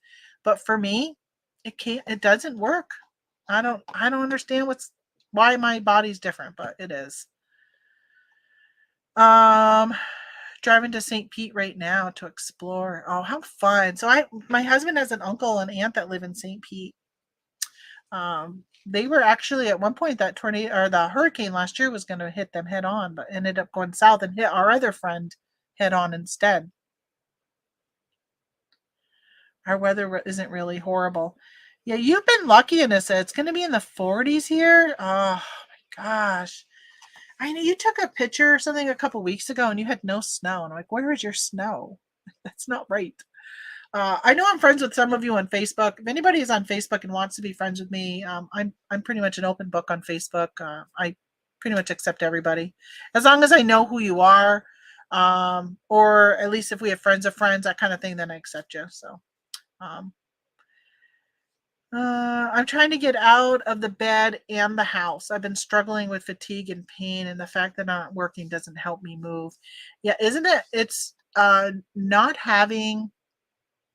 working outside the house is huge. Yeah, again, I've been kind of like in the last month re-evaluating, like, oh, I just lost my mom and she was the person I did stuff with. I want to go sourcing so bad, but she was my sourcing partner. So that's kind of hard. But I'm like, I don't have coworkers. I don't have, so my sister just took a job where she's now working from home all the time. She's a hospice nurse, but she now is like the manager of them. And she used to do something where she did it at night and then she would still go in the office a couple times a week. Well, now that she's not going in the office at all and she covers all of the United States. And she goes, yeah, it's just, she goes, somebody had asked her, what does she do for fun? And she's like, yeah, my fun now is when I go out to the grocery store or, that type of stuff. She goes, I don't do anything because everything is work and it's work from home, that she just doesn't really do much else outside of that. And I'm like, that's me. Like my fun is sourcing and, I like going to the casino. And I've been going to bingo a lot lately. I'm going Thursday night. My husband and I got a room at the casino. We're going to spend the night there, play bingo because there's not a lot of people there on Thursday, so my chances of winning are greater. But we got a night to spend at the hotel. So hopefully, I mean, I think I just need to start finding more joy again.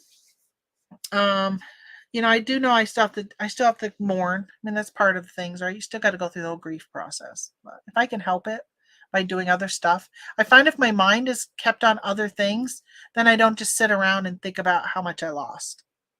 I think about whatever else I'm doing. All right. I got a 12 box. I think I'm just going to go ahead and put it in this and see if we can do this one. So I'm glad, Claudia, to hear that you're getting out of the house. And, it is tough, even if, if you find yourself tired, right? So even if you just got out for an hour or half hour, I used to tell my mom, hold on. I know this tape is loud. Sorry about that. Oh, you know what I forgot? So I got this from my mom. I'd given her a bunch of tape because she was taping some boxes and storing some stuff and she needed some tape. And I said, Mom, here, at the time I was using my eBay coupons for eBay tape. And I don't have any more eBay tape. So I just got some rolls back. So that's exciting. So I said to her, Mom, even if you just get in the car and go through the drive-through and get something to eat or, do pickup at a restaurant, and just sit in your car at the park. And we're lucky enough to live on the St. Lawrence Seaway. I said, just go and sit and watch the ships. Go to one of the locks, eat your lunch, watch a ship come through. If there is, not always, but if there is a ship coming through, and just to get out of the house, get some of that, just even if you're not outside in the sunshine, but some of our areas have picnic tables that you can go out. Over near the locks, we have a big power dam and they have picnic tables. So you can get out, sit at the picnic table and eat your lunch. So even just for a half hour. Well, just that, what it can do for you, I think is good. When the weather's nice, obviously not in the winter. But you can sit in the car in the winter. So my sister gets these really big air pillows. They don't look, it's like no air in those. A lot of them don't have air in them, but I'm going to use these to try and fit around this. I can put one in each corner. So this isn't going to move because I'm not going to double box it. It's going to make it too heavy. In the long run, I won't make money. I just want to make sure you're going to stay. I gotta grab some more.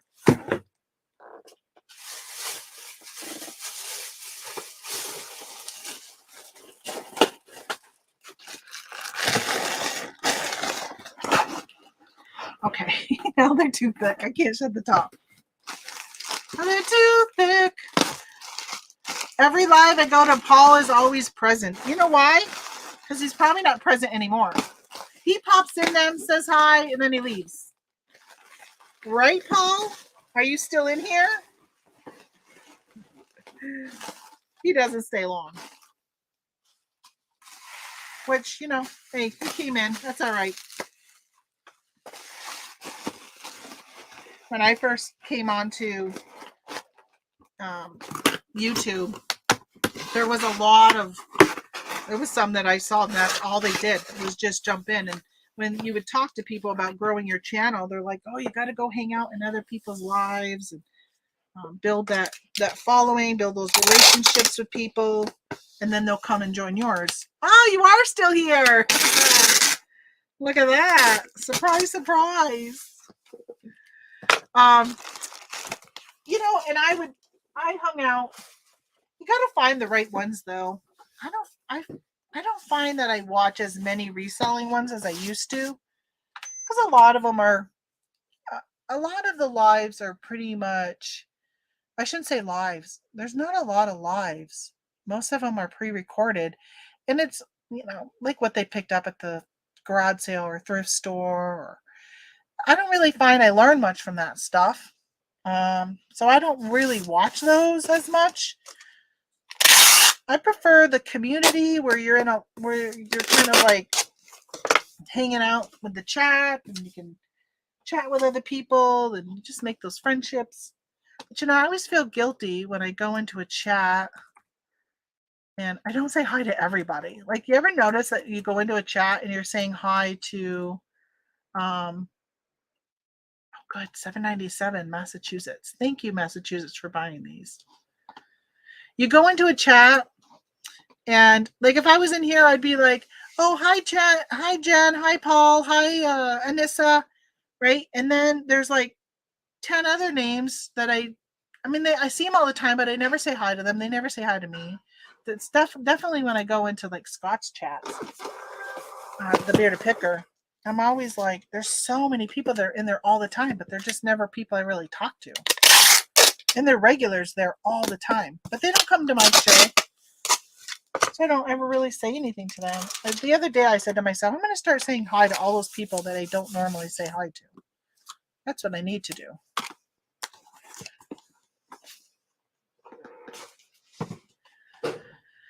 All right, back to orders. What do we got next? How about a hook a rug? Where are you, hook a rug? Where did I put you?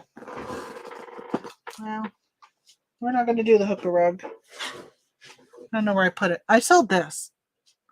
So I went to a garage sale and he had all these like skull stuff. I picked up this. I think maybe it was a salt and pepper shaker in here at one time.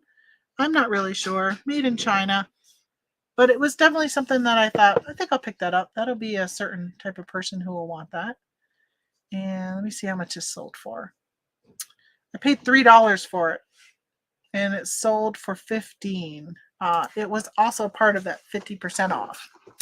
Who has time to spend at all the lives? You do. You're at all of them. Everywhere I go, you're there. Paul was in my live yesterday for 20 seconds and then fell asleep. I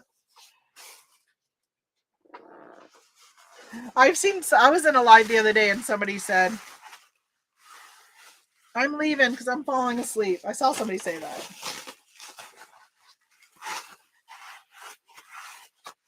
Nice to find people that you connect with, like personality wise. There's a show on in the morning. I don't remember the name. It's two girls and they sell on Poshmark and eBay. I think they only do pretty much clothes. And I've been watching them lately. And oh my gosh, you guys, they give such bad advice. In my opinion, bad advice. The things they say, I'm like, no, I don't argue with them in the chat. I don't tell them they're wrong, but they're wrong a lot. They say things that are factually wrong, that are just not policy or not the way something works. Good morning. Did you go to your dad's today? Today? Yeah, already? No. Oh, because your mom said she was going to give. Oh, maybe it was your dad, Tony. The way she said, the way I read it was that you were over there and she was going to give you something. Must have been your dad. Yeah, I've been up trying to get a hold of my retirement place, Oh, and I can't get a hold of anybody. So I got a call back at 12:30. at Milpers? Oh, you have to call back, or they're calling you They're back? calling me back. Oh, thought you said you couldn't get a hold of somebody. I can't get a hold of Milford. No, I just left a message for a callback. Oh, and you got to select a time for them to call you back? I selected 10. They told me, the message said, the first available callback is 12:30. Oh, okay. I'm like, why didn't you just say that instead of asking me what time I wanted to call My back? husband's going to be 60 this year. So he finally gets to collect his military retirement.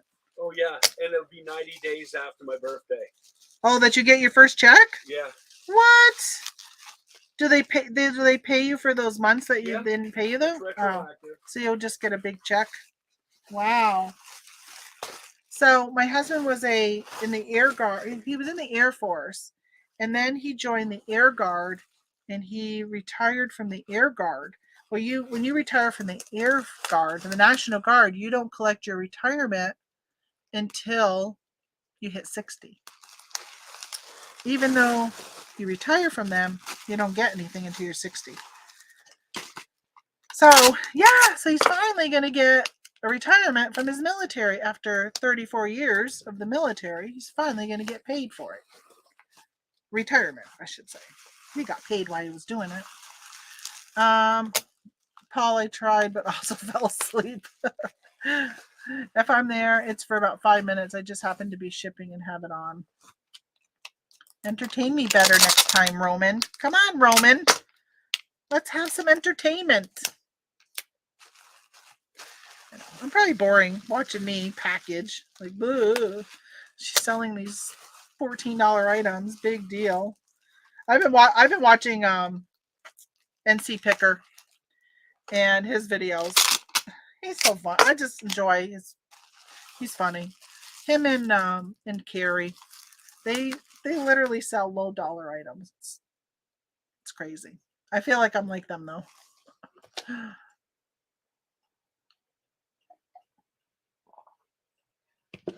There's plenty of morning shows that give terrible advice. Yeah, like mine. Don't listen to what I say. Anybody listen to I think I mentioned him before, Handle on the Law. He's a lawyer. And he tells you, don't listen to me. But it's all for entertainment. That's what my show is. I'm all for entertainment. Don't listen to what I say. And don't listen to what I do. Man, yesterday I was doing some research yesterday morning on, I want to expand into Amazon more. And I want to do some bundling under my brand name and so forth. So I was looking at another alternative product that I might carry. And I haven't decided anything yet. Every time it takes so much time to research. I found a product that I was looking at, and I'm like, okay, I really like these. So I was doing a Google search to see where else they are and where can I buy them, maybe wholesale and everything else. Well, it came up with some eBay listings. So I was looking at the eBay listings, and then I did a search on eBay for them. And the amount of drop shippers on eBay is ridiculous. And I posted in one of the eBay groups that I'm a member of, the eBay Haunt that I've mentioned to you guys. And I'm like, why? If eBay has a policy against drop shipping, like the drop shipping you're not supposed to do, like I'm going to order from Amazon with my Prime and have it shipped to you and just make $2-3 on each shipping type of thing. There were about 6, 7, 8 sellers selling these items, all drop shippers. When you read their reviews, all of them, 96, 97% feedback score. Their negatives were talking about how they got them from Amazon Prime as a gift, like all this other stuff. And I just don't understand. There was actually even a plugin that they use that when you at the bottom, you know how some people use I can't think of what it's called, but you can use like software where you can create your listings and it puts it on eBay for you and it looks pretty and it's got like templates and frames and all this other stuff. Well, they use one of those and the name of it is something DS, which is for drop shipping. And when you click on it, it literally is this drop shipping platform. And I'm like, if somebody is using that, Their feedback says they're a drop shipper. And they're all stock photos from Amazon. The description literally is exactly what Amazon has for a description. So it's all automated to put it in it. Why doesn't eBay cut down on those? Most of them were from Israel. They were not even from the United States, but they said they were shipping from the United States, which of course they are because they're shipping from Amazon warehouses. But I'm like, man, cut down on that. Or make it okay for all of us to do, because I'll jump on that bandwagon, because that is a very low, right? You don't have to even buy anything until somebody is paid for something. So the capital up front is low. Like that is a good business model if it was okay on a platform to do. But it's not worth losing your eBay for it. Speaking of bad advice, there's Dave and Carrie. Yeah, they are entertainment purposes only. I like watching them. I do enjoy them. You know what? I probably shouldn't put this in. I don't want to waste an eBay box if I can put it in a priority mail box, because I'm pretty sure this is going to go priority mail. Yeah, I charge £2. And we're at 1 pound, 2 ounces. What can I put in? How about, oh, you know what I grabbed was a medium. No, I don't think this is big enough. I grabbed some of my regional A boxes and a regional B box, because you can use these as regular priority mail now. So I thought, oh, I can use those up. You know what? I think I might just put it in. I think I am just going to put it in this eBay box. It's probably the best. Probably the best.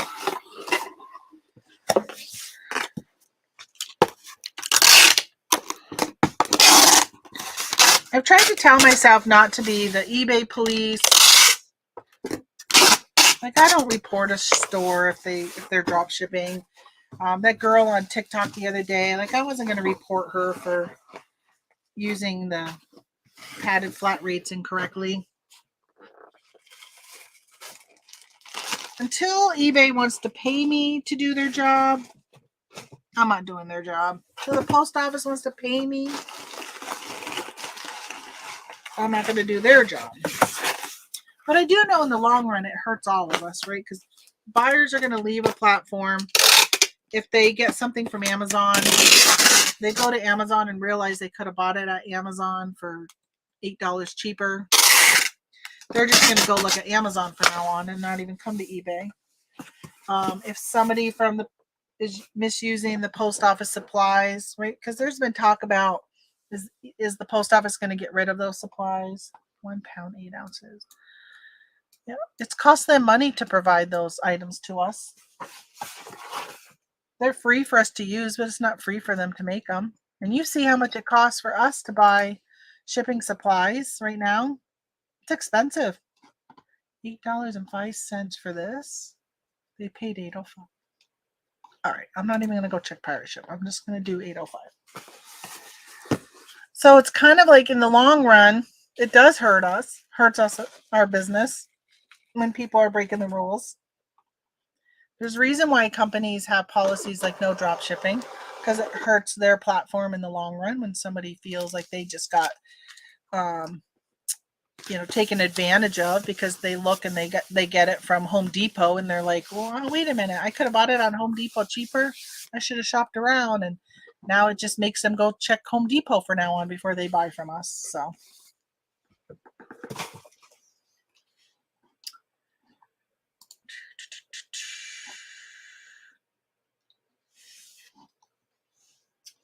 where is the... All right, oh, there it is.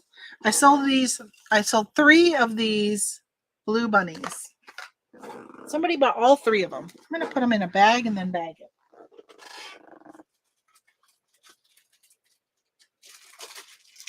I'm going to bag them in a bigger bag. So I got these 90% off at Walmart like 2 or 3 years ago. I think 2 years ago. They don't have a price on them. Awesome. But they were all 90% off. Actually, I can tell you how much I paid. 25 cents. So they must have been $2.50 each at the time. And then 90%, 25 cents. So I got 75 cents into them. And I sold them for $19. I bought all 3 of them. With shipping, they're at 28 bucks. They could probably go to Walmart and buy 3 of them for $2.50 each right now. I've got some big bags.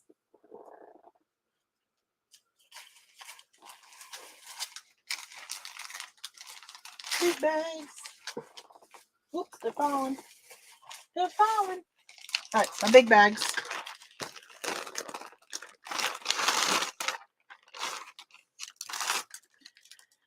I really need to get my focus back on listing and stuff like that. I have just gotten so far off.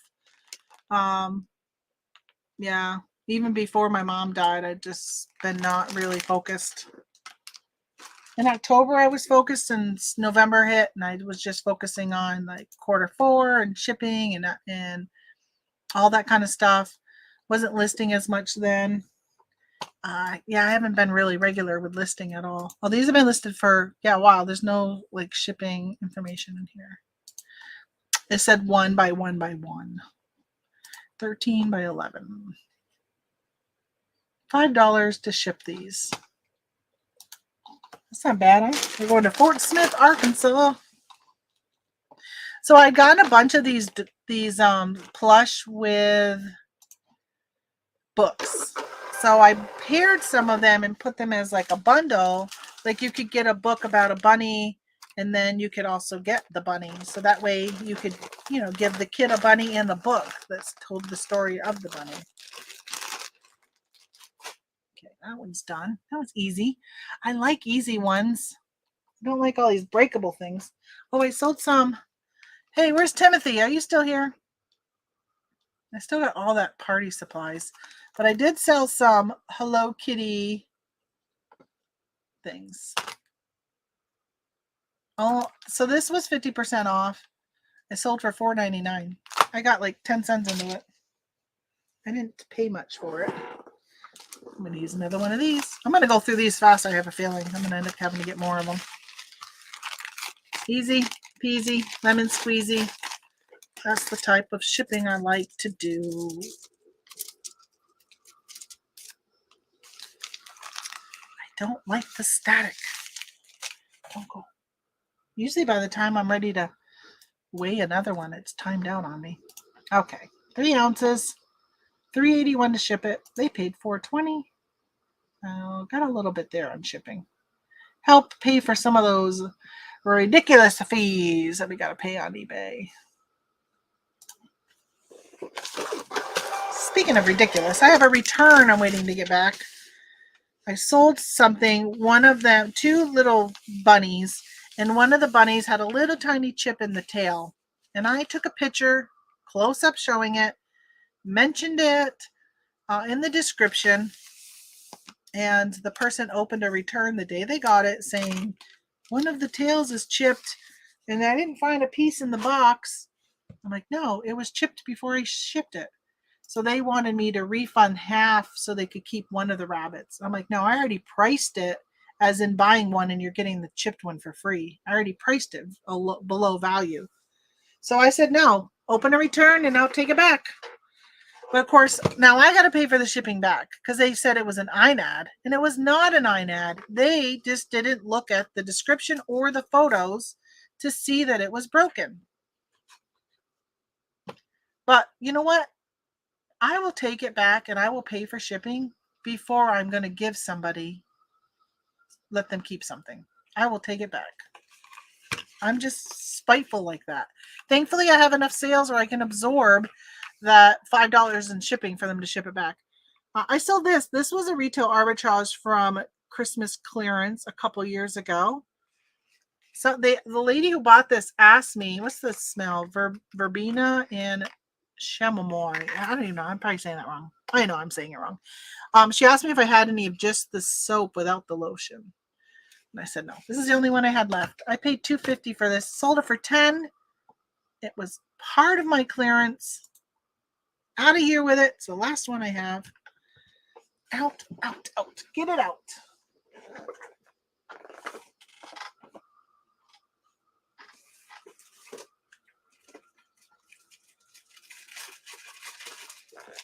So my daughter works at a soap factory, so I get soap up the, you know what? I get so much of it. I can't believe how much bubble wrap I've already gone through today. I gotta go get some more. I'm definitely gonna need some more today.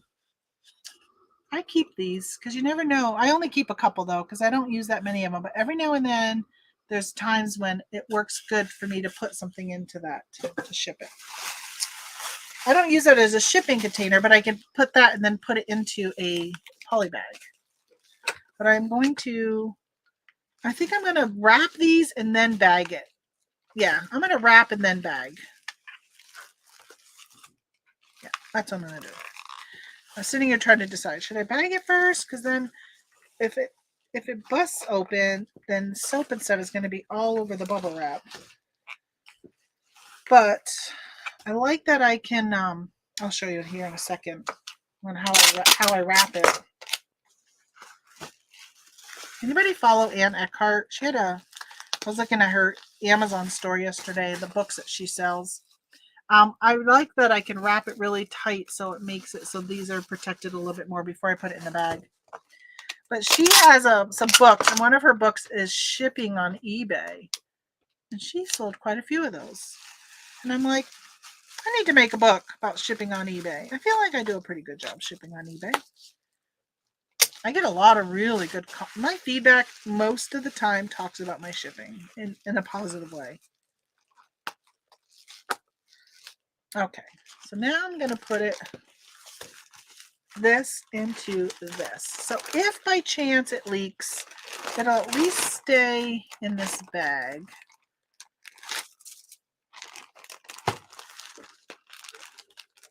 Plus, with that bubble wrap tight along this, I think that will definitely help it. But I need to go get some more bubble wrap. How am I gonna? I'm gonna definitely box this.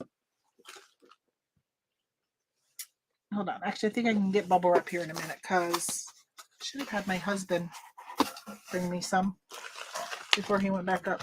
Ooh, they're not gonna fit. All right, are you over a pound? Let me see. Again, makes a difference. Oh yeah, 1 pound, 10 ounces. So let's see if we can fit it in a, hey, will it fit in a regional A? Will you fit in a regional A? Oh yes, you will. We're going to use the regional A boxes. Yeah, baby, free box. I prefer to use free over boxes I pay for. So there is no longer regional A rates. Which I never use these because it was never advantageous price-wise for me to use a regional A. I would only use them for Poshmark when it was already flat rate. Oh yeah, look it fits in there nicely. I'm going to put some stuff up here though. Like this.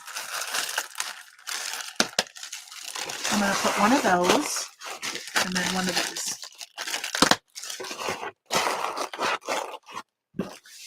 Fits nice. Nice and snug. Snug as a bug in a rug. As long as they don't pop, it's a little tight. Look, it's kind of sticking up at the top. Let's see if I can squeeze that enough. Hope it don't pop.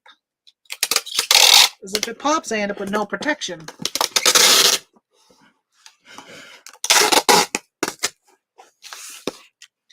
Well, I'm going for it. I'm going to go for it anyhow. But look, it's raised up a little bit from that air pillow. What do we got now? 114. 114. What size are these? How big are you? How big are you? 10.7.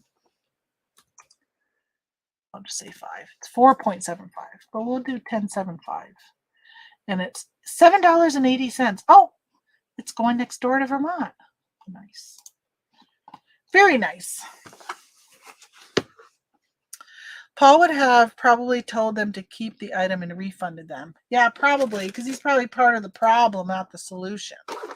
Those people who just say, just keep it. I'm just going to send you a refund. No. I am bitter. I don't do that. I think people do. You know what I think? The person saw it and they're like, oh, I'm going to order it anyhow. I only want one. Or I don't care if it. The chip was on its tail, which is in behind it when it's sitting on a shelf. You don't see it anyhow. Hence why I decided to still sell it and not just trash it. And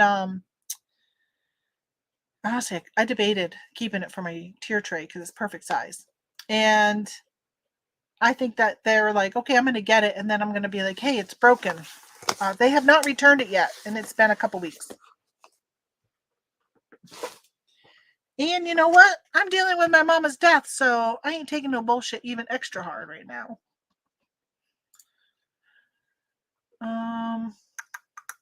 Lots of my feedback includes my shipping. It makes me feel that I'm doing it right. Exactly. Isn't that? It's always good. Oh my gosh, I still got 10 more things to do on eBay here. I think I love when people are like fast shipping because I have 3-day handling and I still ship almost every day. But thank goodness I had 3 days because when I was in the hospital with my heart attack, I was like, oh my gosh, I'm not going to get, because I had to be transferred to Syracuse and I was in the hospital for 3 days. I sold this shirt. So for me, I saw this and I'm like, I will pick up anything anime. And I didn't even know what this was, but it looked anime. So I grabbed it and I finally sold it. This has been listed for a little bit. Salvation Army, I paid $3.99 and I sold it for $12.50. This has been listed for a little bit. Well, not as long as it didn't have my like wood background, so not that long. It's probably been listed for a year, I would say, based upon this picture and stuff. Probably a year. So $12.50 is not bad for a year being listed. I wonder if it was on sale. Oh yeah, save up to 50% promotion. So it was on sale, 50% off.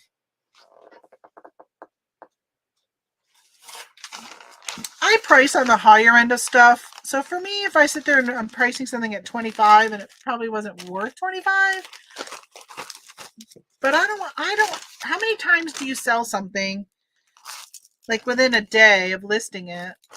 Which happened to me recently. I listed a Gershwin albums box set. When I looked at the comps, show that it was going for like $12, and I listed it, I think, for like 14, because I always leave a little room to send offers. So I listed it for 14 and it sold within like 2 days. And not only did it sell on eBay, but I had also put it on Etsy because it was antique or vintage. And it sold on Etsy also, 2 different buyers. And I'm like, oh, I think I left money on the table. The fact that it sold on both platforms quickly makes me think that I left money on the table. But I based it upon the comps that were already out there. So I don't know. It's always good to sell something right away, but it definitely, when you sell something right away, you're always like, did I price that wrong? Especially when you sell it twice. I canceled the Etsy one because the penalties on Etsy aren't as great as the ones on eBay. And I don't sell as much on Etsy as I do on eBay. So even if there were a penalty where they're going to not show my stuff as much, that's all right. That's all right. I mean, it's not right. I don't want them to not show my stuff, but definitely I'd rather have them keep showing my stuff on eBay. Hey, Swamp Picker. How you doing, Glenn? Where is my... Oh, here. Oh, I'm going to grab these to show you. I sold this, and oh my gosh, you guys, look it. Isn't that adorable? Look. So it's just a notebook. I saw these when I was out and about. So one of the places I like to go is Ollie's. And I like to go look at their stationery and their books and stuff. And every now and then I'll find something like that's really cool. And so they had these open binding, stitched binding, but they're just so cute. And I picked up this one. I picked up one that had like a vintage camper on the front. I decided to keep for myself. I've got a yak. Can't remember what else. So I paid $5.99 for this, and I sold it for $20. Isn't that adorable? So cute. All right, I need a bag. I'm gonna bag it. Love when my phone goes cha-ching. Yeah, and it's doing it now with eBay up. It cha-chings twice. Once when it sells and once when they pay. It used to just cha-ching when it sold, and then it would make a different sound when it pays. So now I get cha-ching, cha-ching if they're buying it now. Which if they're buying it now, then they're gonna get a cha-ching, cha-ching, because all my stuff is buy it now is pay now. All right, I gotta go get that bubble wrap. Oh, actually, I don't need it for this one. I can put it in here. Because it's got bubbles. I'm all out of business cards for my. I don't like these, you guys. I'm telling you, I peel this off and there's like stringers of the gluey, sticky stuff. I'm all out of business cards for my Red Barn planning shop, which I need to get more, or at least need to maybe even make some more. When people order from like eBay, I like to send them to my Etsy or to my own website in case they want more. 1 pound, 2 ounces. What? Where are you going? Because I'm gonna have to flat rate you, Ohio. eBay's telling me to ship at media mail, which it is not media mail. So they paid $6.07. Oh, good thing I sold this for a good dollar amount, because I am now going to put it in a flat rate envelope because it's over a pound. I didn't realize those were that heavy. I did only a 15 ounce. So flat rate envelope is $7.60. So that's where it's going. $7.60 flat rate. What stinks, I just used a padded envelope. I didn't need to. I wasted an envelope. Put a little thank you sticker on this. All right, there's that one. There's that one.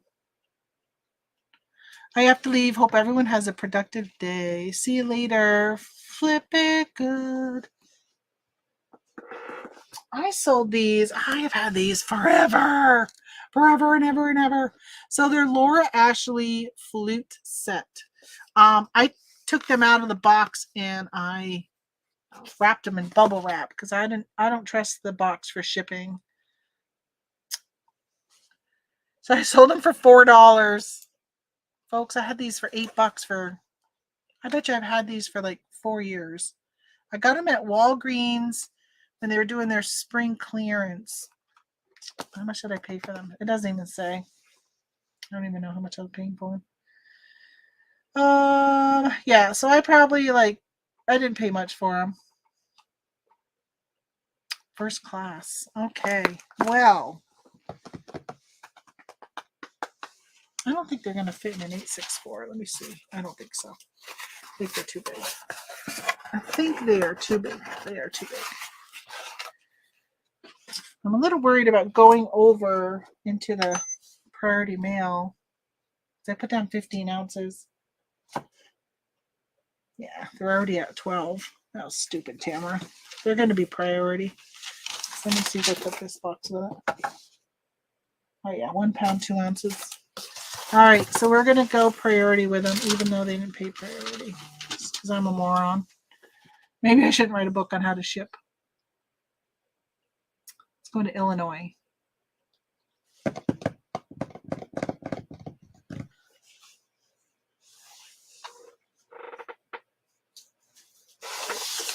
It'll fit in this. I don't know if it's wide enough.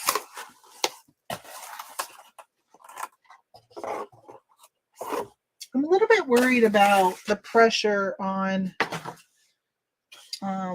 this frontage here. I need to get bubble wrap. So now I got to get up and go get some bubble wrap. So I'll be right back. It is down that hallway. Step over my packages. I need some bubble wrap.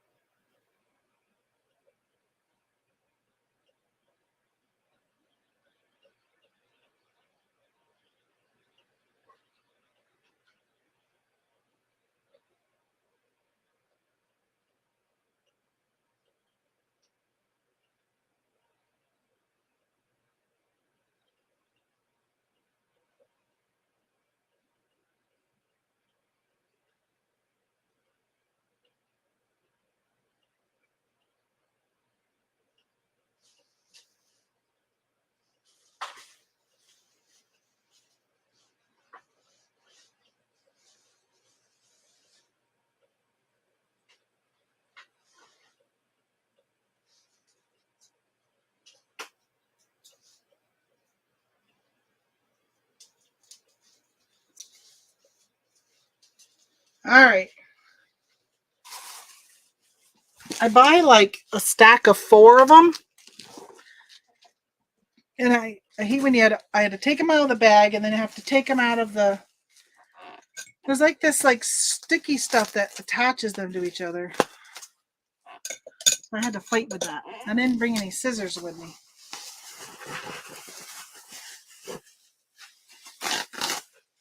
I got these on Amazon. I need to place a postal order. I am down to 1 7x7x6 box. I need to get more. All right, let's see.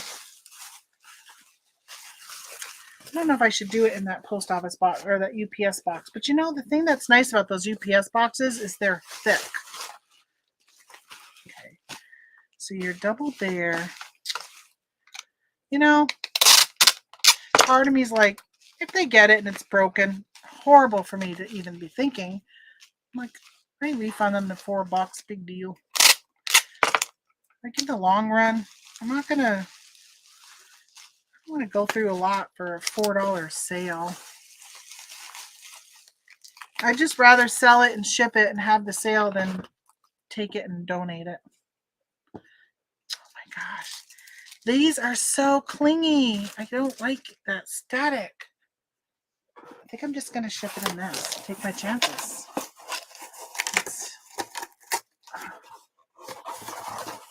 Why are you? I've missed going live with you guys. It has been a while since I've gone live.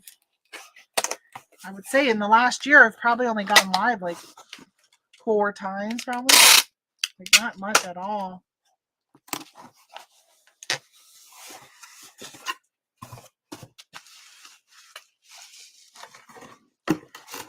My sales this year, I was doing my taxes. I haven't completed them yet, but I'm working on my taxes. And I'm like, oh my gosh, my income last year was so low. It's the lowest it's been since I started reselling. And I know there's multi-reasons why. Part of it, I haven't been doing Amazon as much. I haven't been doing the retail arbitrage. We took a huge amount of, because of that, I've been doing mostly eBay, and I took a huge amount of time last year. We were gone a lot last summer with camping and stuff, and putting my store on vacation mode or a very long extended handling time, all that kind of stuff, I think really played a role. It wasn't listing. So my sales were just really incredibly low. I was mostly doing stuff at garage sales. And honestly, a lot of the stuff I was picking up just didn't have a very good average sale price, like the stuff I'm shipping today.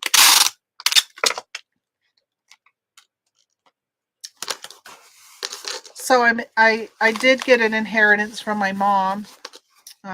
She had a 401k as well as some other stuff. And again, I got 3 siblings, so everything's divided. And I was thinking about, so with her inheritance, in case you don't know this, when it comes to a 401k, because that was never taxed, it needs to be taxed at some point. So if I was to take, so I have two options to do what to do with her 401k money for the part that I get. I can either take a lump sum and they will withhold my mom's tax rate, and then I got to claim it as income. So then still got to pay taxes on it. Or I can put it in what they call an inherited IRA. And in 2020, the rules changed on this. You can put it into into an inherited IRA, still defer the taxes. So then I only pay the taxes when I take it out. But you've got to take it out or do something within 10 years. So I can say I'm going to take out X dollar amount every year. So I could take it and divide it by 10 and take that out each year and just pay taxes on that part. I can leave it there and then the 10th year take it all out, because hopefully the stock market does better and it goes back up. We have an election in a couple years, so we might see some major changes in that, and I could reap the benefits of that. So I could keep it there and then take it out at that point, thinking that in 10 years I'll be 64 versus right now being 54. That my tax rate will probably be different at that point than it is right now. I'm like, Ma, why didn't you die last year? Because I have to pay like very little in taxes for last year because I just didn't make much, didn't sell much. And so I'm like, my tax rate this year is very low. Like what I have to pay for last year's taxes is really low. I don't know what I'm going to do yet for this year. Like I could come up with this amazing idea and do a lot of sales, and if I was to take that lump sum now, right, it could make me into another tax bracket type of thing. So I've been debating what to do. I'm probably going to end up deferring it, but yeah. So that's kind of one of those things where I didn't even really know. So again, when I was talking about earlier about my mom's bank account, I just took over her bank account. I got that money. Nobody knows I inherited. Well, the thing is that money in her bank account, she had already paid taxes on it, right? When you're in an IRA, a 401k, you hadn't even paid taxes on it yet. 12 and a half. So we'll say 13 by 10 by 3. 13, 10, 3. 13, 10, 3. Hey, good morning, Laura. All right, so priority mail. UPS ground is $871. So they only paid $622. Priority mail is $882. Let's try pirate ship because I'm kind of curious of, can I get it cheaper through pirate ship? Probably not. $882 is low. But I'm going to do it anyhow. Northbrook, Illinois. Illinois. Northbrook. All right, I got to go back and see. 1, 3, 13, 10, 3. 13, 10, 3, 1, 3. It was $882 through eBay. Through pirate ship, it is $871 UPS, $882. Yeah, same price. So I'm just going to go ahead and print priority mail. I'm not going to go $871 through UPS because it requires me to have to drive into UPS. Go to a UPS store. And the post office is like 2 miles. So much easier.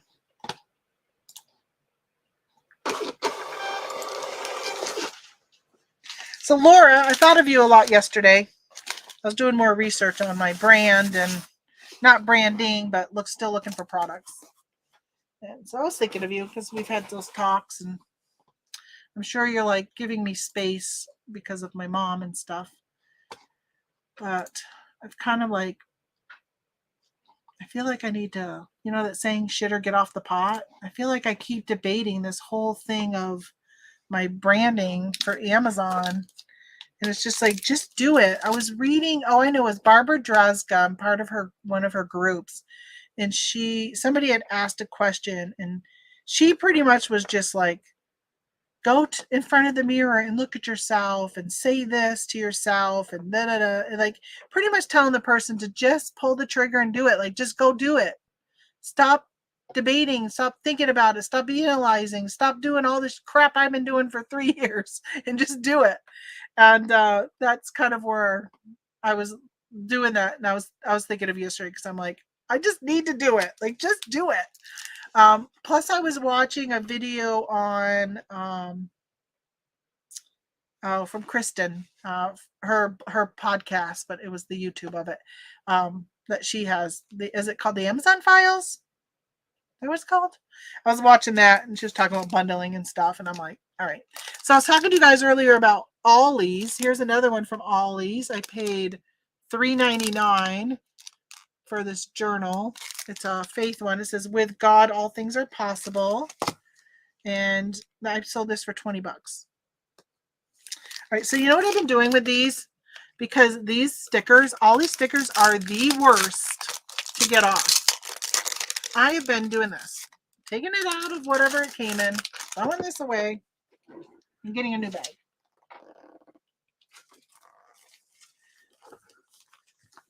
And putting it in this. So much easier than trying to get those stickers off. They are the worst to get off. There, now I got it this.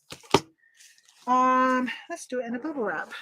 Yeah, Mommy Income, Amazon Files. Okay, that's what, yeah, Amazon Files. I was watching her. She had a guest on.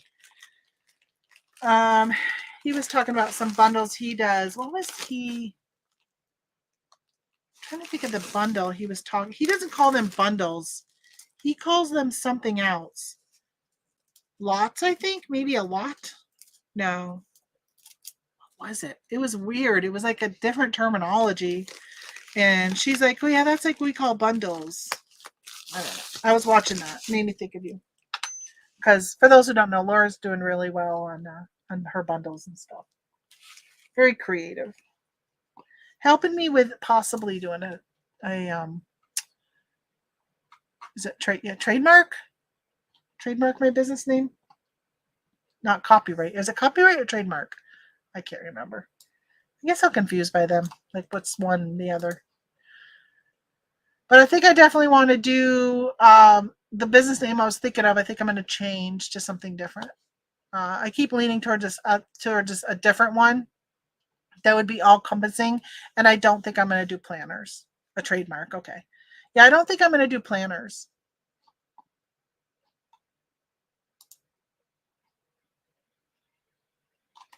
This one was only 13 ounces, which is better than what that other one was I had. Yeah, I think I'm kind of going back to some of the stuff I was looking at doing a year ago. And I changed my focus. And I think I'm going to go back to that. The thing with planners is it's so seasonal. It's very seasonal. And you've got to have a ton of money up front to be able to buy some planners in bulk without knowing if you're going to sell them. It's just, yeah, it's just too much. I don't want to, I've decided I don't want to do that. I want something a little easier. I don't mind tougher, but not as easy as those. Okay, so I sold, I'm going to have to tape that. That's not staying closed. This Bondi Sands Australian sun tanning lotion. So the customer was going back and forth with me. Okay, they are still sealed. She was trying to get it for a lower price. Okay, now it's locked. I think these were 50% off. Yeah. So they were $17. These I got at Ollie's also. I wonder if they were discontinued. Because I had, this is a dark one. Yeah, this is dark.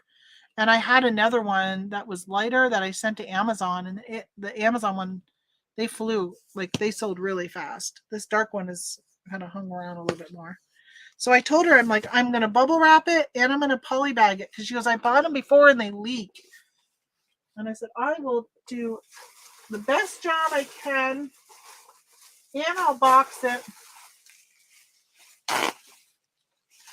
So hopefully they don't leak. That's the goal. I'm going to find this rip.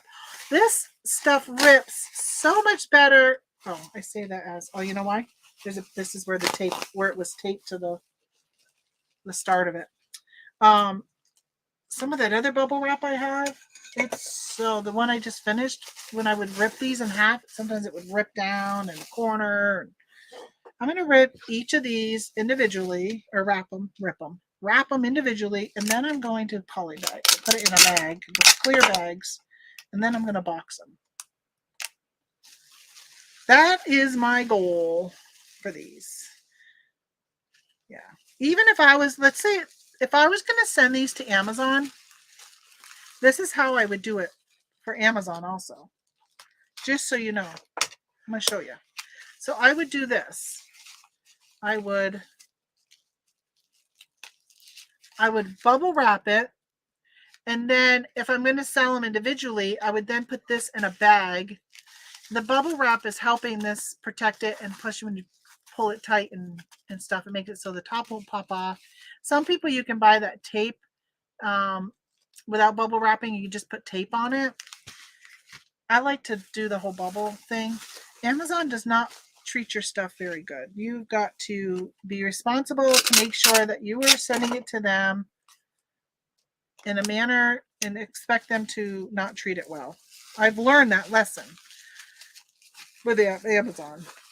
So, although these are not going to Amazon, this is the same way I would have packaged it for Amazon. I was watching Richie Hustles. I haven't watched him in like over a year. I was watching him the other day, and he was live. He was shopping at TJ Maxx and Marshall's, I think. I think he was going to Burlington. I didn't go to watch him go to Burlington, but I think he was going to Burlington. And he was talking about some of the stuff he was buying and how he packages it. And he was talking about like throwing it in a bag, but I was like, no, you want to do this. He does the whole tape measure. He puts the tape on it. But you got to be prepared for them to drop it. You got to be prepared for them to take this and throw it in a poly bag and mail it. Okay, so now I'm going to put them in a bag. I wish I could come up with a way to use this. I bet you I could use this in my junk journals. I wonder if they use wax paper in junk journals. This is very similar to wax paper. I hate throwing stuff away like that. All right, will you fit in this size, or do I need to go one up? Let's see if it fits in this one. Let's see if you fit. May have to go up one. Yeah, I'm not going to build. It doesn't fit. This doesn't fold over.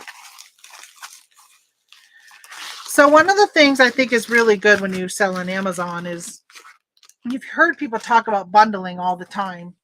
So that's what I'm going to focus on, is bundling.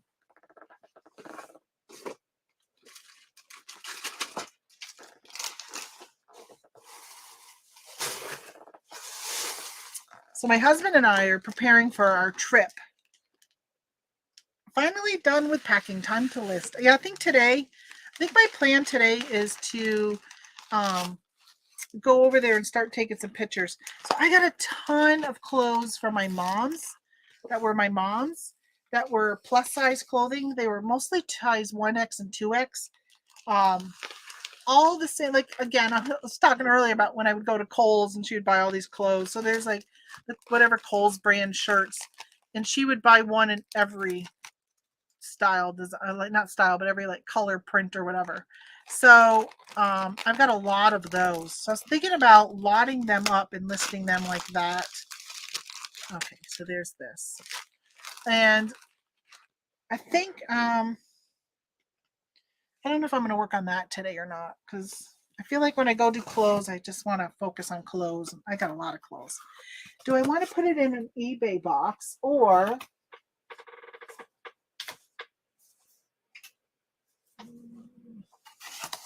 it's going to go priority? So I think I'll put it in a shoebox.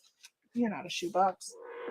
I moved a bunch of boxes close to me today so I could reach them easy. I think they'll all fit in a shoebox.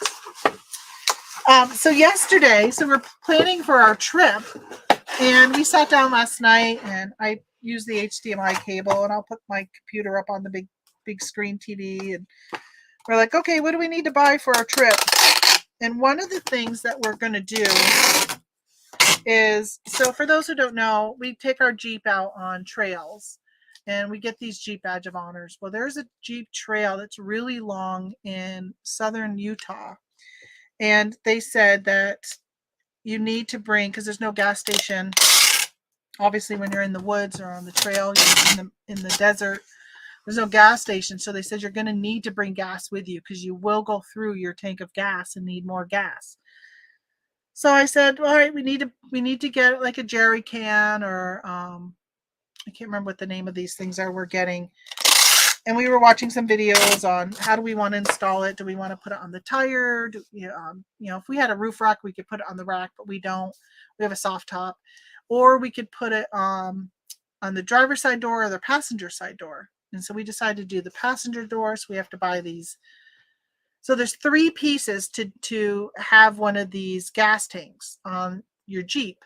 You need a bracket that attaches to your Jeep. So the Jeeps are amazing. They come with all these bolted holes that you take the bolts out and then you can add all these accessories to them. Jeep is just, they're a remarkable company and how they're so inventive of what you can do with it. And then, so then you get that, you put that on. And that we bought from a company called eTrailer because they don't sell them on Amazon.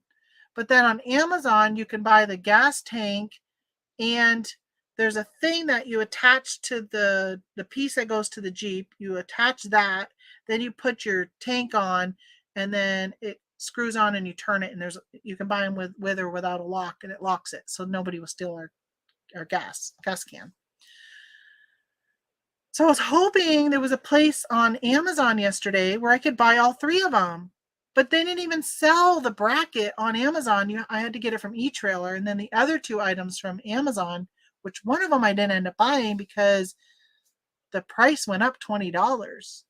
And it kind of, if you have Keepa on Amazon, you can look and there's a Chrome extension and it will show you your pricing.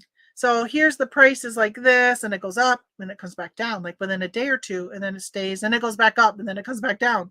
Like it does this constantly, but most of the time it's like this until it goes up, right? And then it comes back down. And I said to my husband, I said, in a couple of days, it's going to drop back down $20. So let's wait a couple of days, and then I'll order that one. So I actually made it as my my home screen, so I'll see it every time I log on, remind me to check for it.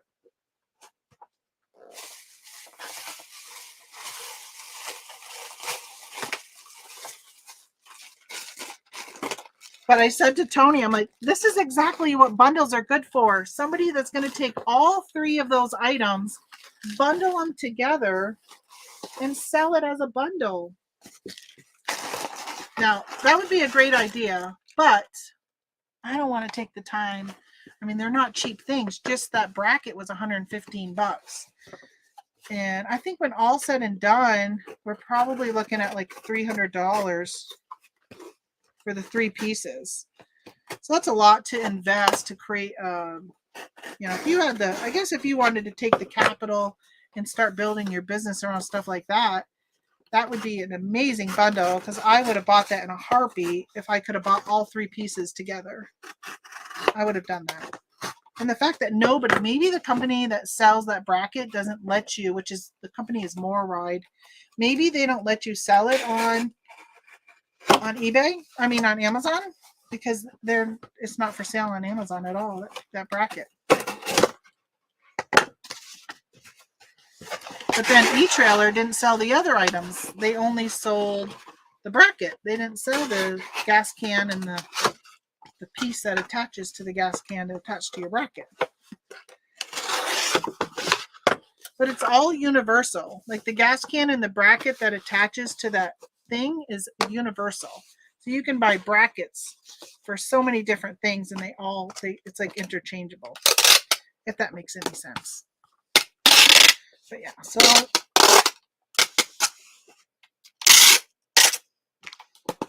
I think if I was in the automotive industry, I'd be looking into that. Bundle to a small select group, long tail. Yeah, it would be a little long tail. Although, when you look at the items, well, the problem is, oh, there's a cardinal outside my window. There's my daddy. Oh, there's my mama next to him. I got a male and a female right there. I've got about 5 females and 3 males that hang out in my backyard. Hold on. 1 pound, 12 ounces. So I wonder, since the bracket is not sold anywhere except for e-trailer, like I don't even know how many would sell. Right. So at least on Keepa, I can tell you how many like gas cans sell. But we were looking at the 2 gallon. They also come in 1, 1.5, and 3 gallon. So I guess you'd probably have to offer the bundle in all of those variations. Oh, I don't know how big you are, box, when I cut you down like that. Let's just say 9 because it's 8.5. 9. We'll just say 7.5. 9.75. I round. It's just what the overall dimensions are. 9.75. I don't get any charges. I better knock on some wood. I don't get any charges back for overages or unders. Where are you going? You're going all the way down to Florida. Royal Palm Beach. I wonder where that is. $9.94. So let's try pirate ship because that seems kind of high to me. And we're Royal Palm Beach. Let's find you. Let's find you. There you are. And what did I say? 975, 112. 975, 112. 975, 112. Rates. What was it? 994. And it is 989. 994. Not any different.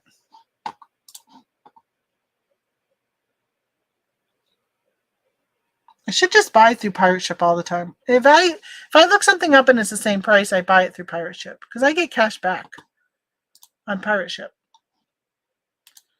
Should just do it through there all the time. Did I ever tell you guys how much I didn't really like my postal guy? Well, he got fired. I don't know if I told you guys that last time I talked to you guys. So he got fired, but he got the union involved and he got his job back. I mean, he's not somebody I dislike as a person, but he's just not the guy that used to be there. The guy that used to be there was just friendlier. Something about him was just nicer. But would be profitable making those budgets. Maybe design shirts to this trail badges and sell online. Yeah, you know what? So Timothy, I tried to do that. By the way, did you see I sold some party supplies? Still got them all. Because I decided not to do Whatnot. I was going to do Whatnot, but yeah. I feel like the Whatnot audience has really gotten a lot smaller. Unless you're like into the trading cards and stuff. All right, so I did some on print on demand on Etsy last year around this time when I decided to focus on doing more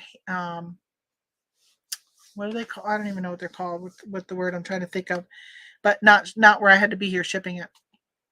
And it's hard because you can't use a Jeep. You can't say the word Jeep. You can't tag it with Jeep, even if you don't have Jeep on the thing. But if you have if your target is to get Jeepers to look at this, you can't say it in your tags. Jeep will take it down. So Posh Life took some buyers from Whatnot. Yeah, and I wasn't even really doing clothing or anything, but I just feel like when I go in, and honestly, I haven't even gone on Whatnot in a while, but in the Whatnot group, people are complaining all the time that they're just not making sales. And Whatnot's been really hammering on some sellers and suspending them. So they're not shipping in the time frame they're supposed to. I think you're supposed to ship in like 2 days, and people have been taking longer. All right, so I picked up these horses, these Breyer horses. There's a whole bunch of them here. How many was there? 8 of them. I've had so many offers for one individual horse, people wanting just one. And I'm like, no, that means I have to retake all my photos. I'm not doing that.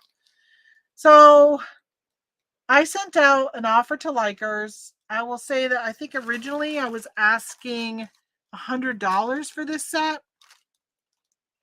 Ended up, I think this was part of my 50% off. And then yesterday I actually sent some offers on my 50% off sale items that had watchers. Somebody bought it for $41.80. I think I paid $2 a horse. They were on clearance at a local drugstore. So, and they're dated 2017. I don't think I think I've had these probably like 4 years at least. Maybe. I remember when I bought them. It was at my local store, but I don't know. Anyway, I sold them for $41. $52.84 with shipping. And I wonder if these would fit in a shoebox. If I put them in diagonal. I think they might fit. I'm going to try it. I'm going to try it.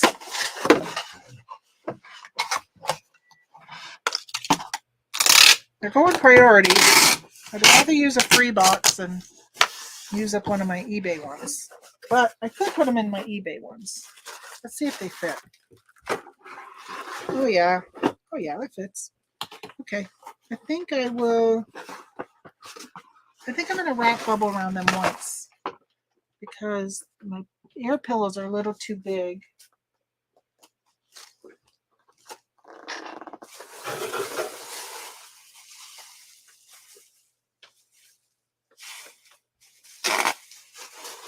I'm trying to find where it's perforated. I'll just do this. Give them a little protection. A little protection. For Whatnot, you need a lot of stuff that you can buy cheap to sell there in quantity. Yeah, if I had like a bin store, I think that if you're going to do clothing, Whatnot would be good for that.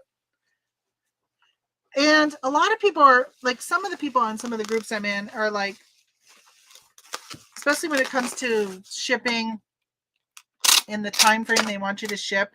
If you're selling comic books or, like Pokemon cards or, any kind of trading card or whatever, you just throw those in an envelope.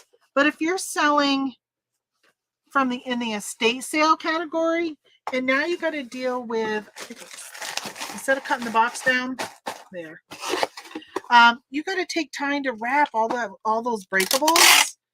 That is time consuming. And people don't realize when you sell 100 items on a show, and now you got to sit there and bubble wrap everything and take all that extra time to package it. That is very time consuming. Whatnot should allow you the opportunity to disclaim each show what your handling time is. So if you know that it's going to take you, because you're selling a lot of breakables and you need 3-4 days to ship, and you know going into buying it that it's going to be 4 days till you get it, until it ships, you should be able to do that. But if you're selling, well, I think even when I watch the baseball cards or football card shows, they sell a lot of them. And they do show after show after show after show. Like they're on 24 hours a day. Different sellers. Different sellers under the same account. 14.75. 14.8. I say 8 because it's like 14 and 3/8 by 7 and an 1/8. So I always just round one up. So the overall dimensions are correct. All right, 805. 805 is what they paid. All right, buying it. So I think that they need to make it a little more easier. I will tell you though, if your target market is a younger crowd, again, I started out the show talking about TikTok. That's where I'd be. I'd be going on TikTok, and I would be doing live selling on TikTok. If I made stuff with my Cricut, or let's say like Steve that's on the Bearded Picker show, he's got that 3D print. It's not a 3D printer, right? It's a laser printer or laser cutter or whatever it's called. Like that type of thing. I would be going on those shows and I'd be showing them. Like Eric Biscoff, I haven't seen him in our chat in a long time, but he does engraving with like metal. Like he does like cuts out metal things like 3D laser cutting or whatever. It's cool. The stuff he does is amazing. It's really cool. Like you could be like, somebody was on there the other day making pottery pieces. And I was, well, last night they were doing this guy was doing floral arrangements. A girl was doing floral arrangements, and then on another channel a guy was making wreaths, and he was selling his wreaths as he was making them. He would make them and then somebody was buying it. So like if you wanted to sit there and make stuff while you're live and people are like buying it as you're making it. So it's pretty cool. I was thinking about like, how could I do that with the junk journals? My mom has made, well, see that tote up there that says H9 right there? That is full of her journals that she's made, her junk journals. She's got ones for a baby girl, baby boy. She's got religious ones, floral. She's got fishing, one that's got a dog theme. She's got quite a few of them that she's made. Plus, she's got more at the house that I haven't taken any of that stuff yet because it's been emotional. That's why I haven't taken that yet. But I was thinking, because we were going to do a craft fair together, and of course now we're not doing it together. My sister-in-law and I were still going to do it and sell my mom's stuff because I don't want to. So my mom's made a lot of things that, she's made stuff for our tier trays back when we were doing that flower arrangement, and she still has so much of that. I think next weekend we're going to start going through that stuff. And my plan was to take that to a craft fair. And something that she would have sold for $40, I would just sell it for like 15 or 20. Like just cheap enough that somebody's going to buy it, and somebody's going to buy it that wants it. My problem is you guys have gone to some bad thrift stores, right? Where you've gone to a Goodwill or Salvation Army that's just not good and doesn't treat stuff with respect. And all I have is a Salvation Army here. We do have a St. Vincent's, but it's really tiny. It's in an old house downtown. It's very, very small.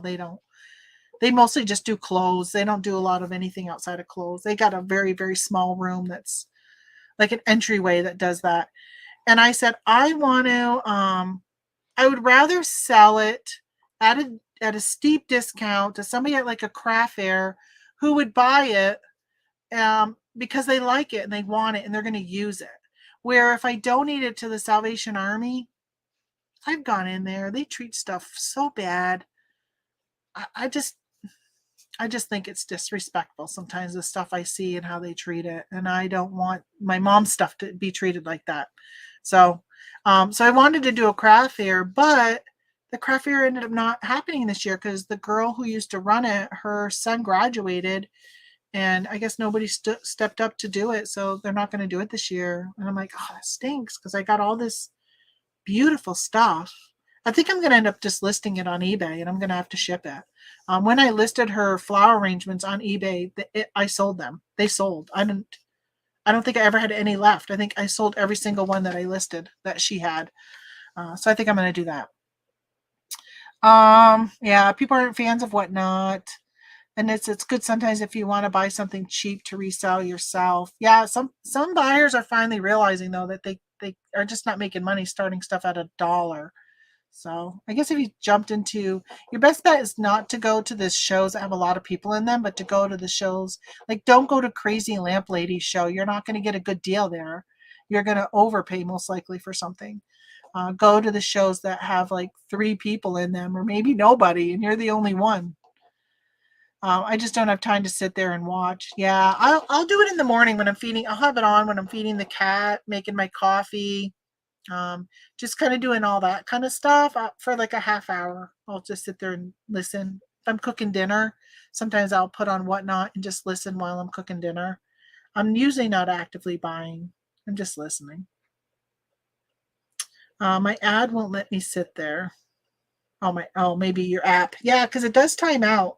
It's weird how sometimes I'll sit and listen and I'll have no problem, and other times it will it'll like time out. Like I'll still hear them, but you won't see them anymore. And I will say that I think it was about maybe a month or a little more over a month ago, they really started cracking down on copyrighted music. I used to listen to the football sports card shows because they sometimes would play the best music in the morning. So I was listening to them talk, but in the background was some good 80s rock music type of thing. So I kind of was both watching and seeing how things were going. And I had the enjoyment of music. Now their music is either so low you can barely hear it, or they're just playing stuff that's like, free music you can listen to, and it's just not stuff you know. Good advantage for Whatnot. There are no returns as far as I know. Yeah, that is really good. There was somebody commenting. I still got stuff to package. There was some girl commenting on one of the Whatnot groups that she got suspended, and she was saying how she sold something like 3,000 things since last summer, and like she used to sell on eBay, and she went to just doing Whatnot. Because if you can flip your stuff really fast, then and make less money, but you're flipping it fast, so you're turning around that money. And if you're like me, and you like sourcing, like because that's what I like. I like sourcing.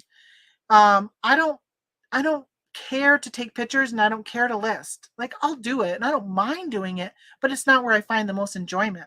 So if you can sit there and source and come back and not have it all listed in your catalog, where if you listen to Ann Eckhart, it's the only way to sell and Whatnot is listed in your catalog, blah, blah, blah. I don't agree with a lot of the things she says on that. But because I've been to, there's a guy, Picker John, he does very well, and he doesn't list anything in his catalog. He just will show you it and run it. That's the way I like it. And I was doing my shows. I wasn't showing it real. I was showing you, I was like, anybody want this? Let me know if you want this. If you want it, I'll run it. And somebody would say, how much is the start? A lot of times people wouldn't ask. But if I'd be like, oh, I'll start it at $3, then I know in this, I need to figure out why. I know you're not as much of a fan of hers. I wonder what. I'm wondering what the story is behind that. But so for me, I like being able to say, like I'm okay with giving you guys a deal especially if I'm looking at clearing it out. I will say there was some things I sold that later when I was packaging them, I told my husband, I'm like, oh, what was I thinking that I sold this for this amount? Like some of them really honestly made me sick to my stomach with how much they ended up going for, because they were just such a steal. And it really wasn't something I was looking to clear out yet. It wasn't at that clear out stage. Right now I'm clearing out. This was 50% off. I sold it plus I sent an offer, sold this for $8.07. This hooker rug kit. I don't think I have much into this. I think I'm just going to polybag it. This is one of those things I'm glad it's gone, right? Because, it's kind of bigger. It takes up more room in the tote. So I'm always glad when I can get something like this out of there. You're gone. You're gone. There's this girl on TikTok on YouTube that I started watching her a couple years ago. My husband just discovered her, and he's like, remember you used to talk about that girl on YouTube that has Tourette's? And she says that all the time. You're gone. You're gone. She also swears and does a lot of things, but she talks a lot about Tourette's. So I find it interesting to hear what she has to put up with and deal with and how she does it. My son had tics growing up. He wasn't officially diagnosed with Tourette's, but he had some pretty strong tics. When he was under stress, they would increase considerably. We had his classmates actually watch the video on Tourette's. Sorry, popping the air bubbles out of this. It's not me passing gas.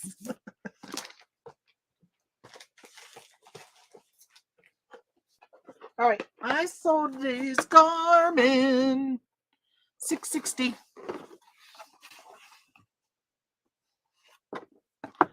God, I should have brought some water down with me. I still got coffee, but my lips are so dry. I bet you're not going to fit in a 776. Where's my head? Oh, pieces of tape remnants going into my coffee. All right. Oh, it's gonna fit. My favorite box. My favorite box. Oh, it might not fit 6 up though. Ooh, I may have to Frankenbox this a little bit.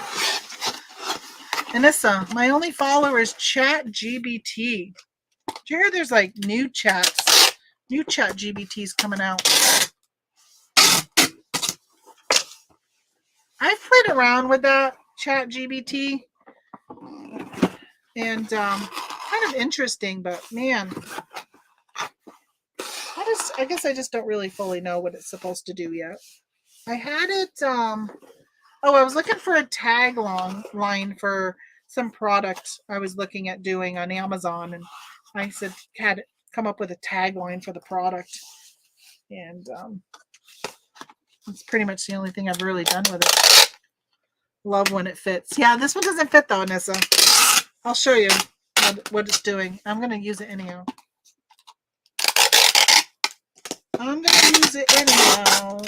It was too tall. So look. See, it doesn't fit right there. But I'm gonna use it in the box anyhow. It just don't fit. Man, my feedback score is like staying the same on eBay. How many of you check your feedback score every day? See if you got new feedback. It's kind of like the highlight of my day, reading my feedback. 2 pounds, 7 ounces. It's kind of like the day I found my mom deceased. When I got to her house that morning, she had mail in her mailbox. And I got to tell you, that was like, my heart sunk. I knew something wasn't right when I saw that. Because what is it with old people? Like, they can't wait to go get their mail when their mail comes. My mail will sit out in my mailbox at the end of my driveway for a week. Sometimes I'll see the door open because they've shoved it so full and they can't even shut the door anymore because it's been that long since I've gotten it. Oh, this is going right here in New York, which is great. It's only $7.97. So that's like me with like how my mom would go and get her mail every day. That's like me with checking my feedback score. But now that do you guys get those emails that show you what's coming in your mailbox? I think I talked about that recently on here, but I really like that I can see what's coming. You know what I'm getting today? Life insurance policy check. I'm getting my 4th. My brother got his on Saturday. And so I was looking this morning at what's going to be in my mailbox, and I saw a piece of mail from them. And I said, I'm getting a check today. All right.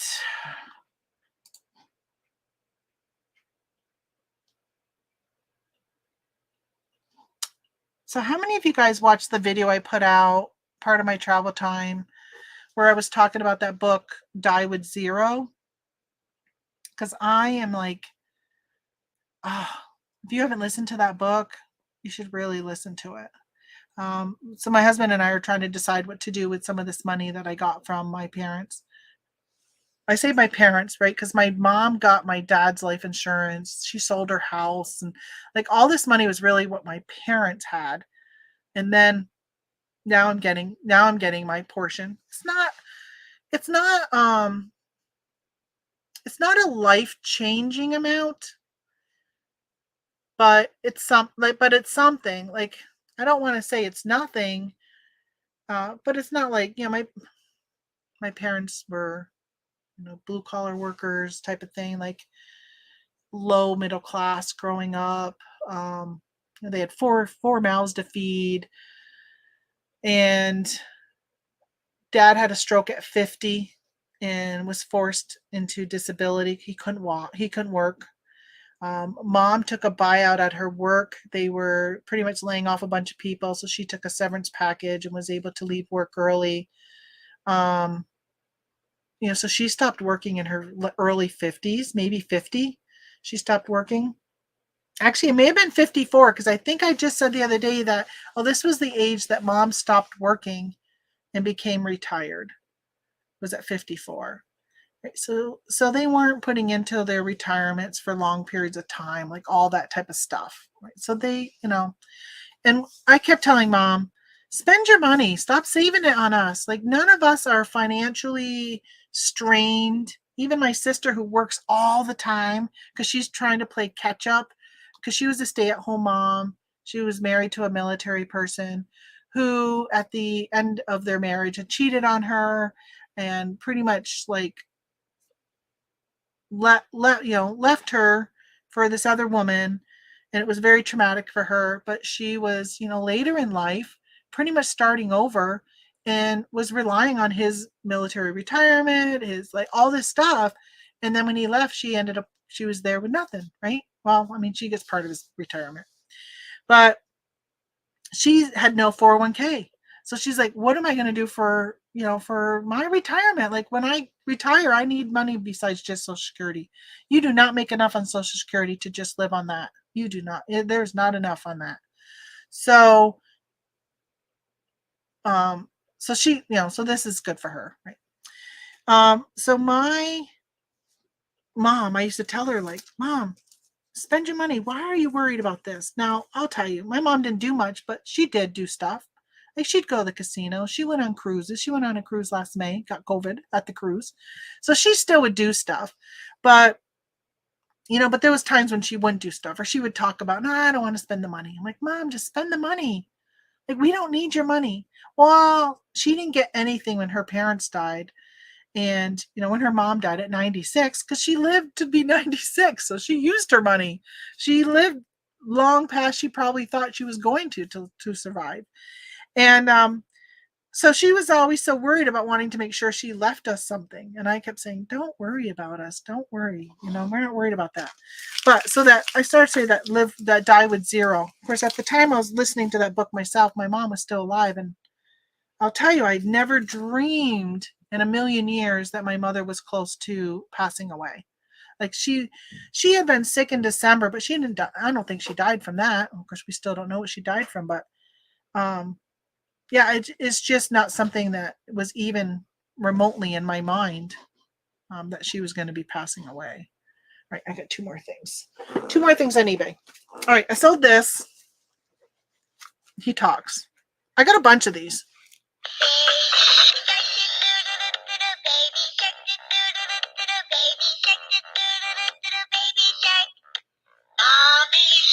So if you don't move its mouth or you move it slower, it slows down.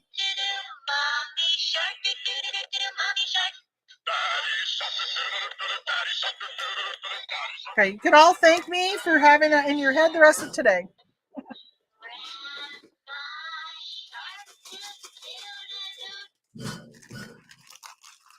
So I sold Yellow Baby Shark.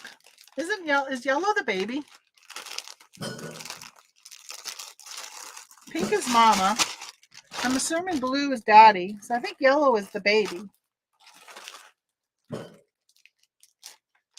Yeah, isn't that nice of me?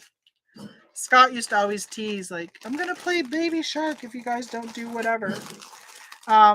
Should have checked to make sure there's no price on it. I don't think there was. So I picked these up at Walmart. I don't even have the price on here. I think they were only like $2 or $3. I ended up selling this for $14.99.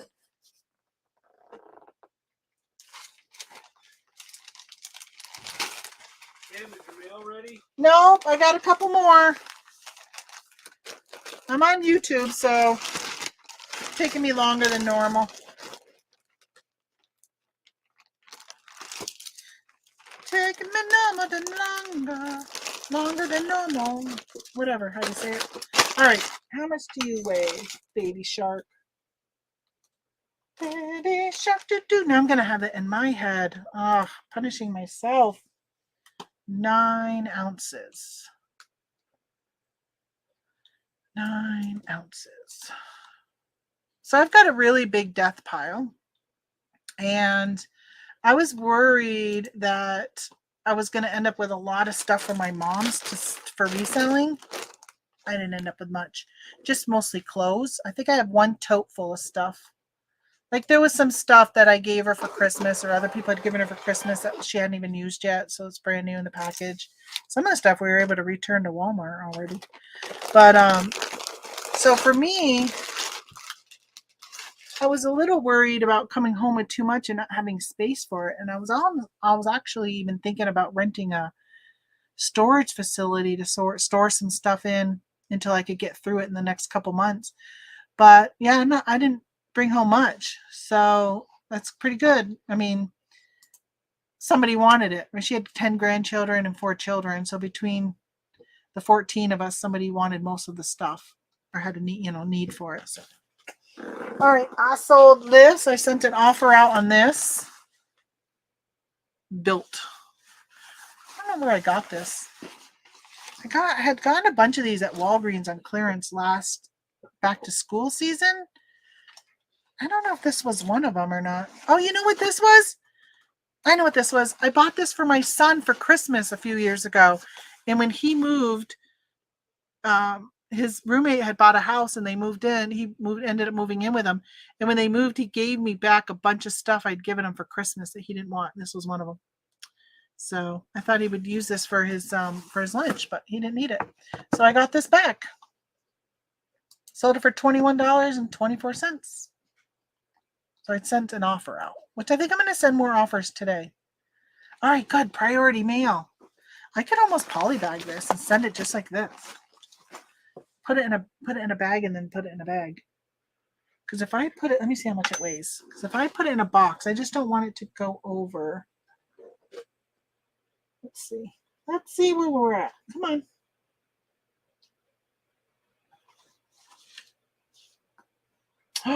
15 ounce, 14 ounces. Yeah. All right, let's do. I think we might be able to keep it under a pound. Will you fit in here? Let's see if it fits in here. Oh, I think you're going to be too big. Stop. Stop moving.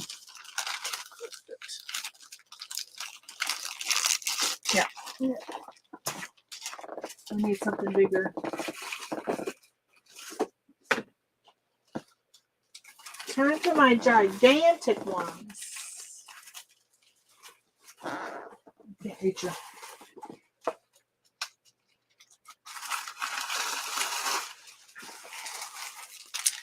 I got that something on my blog I'm going to use, or I got my blog. Yes, my Shopify store I'm shipping.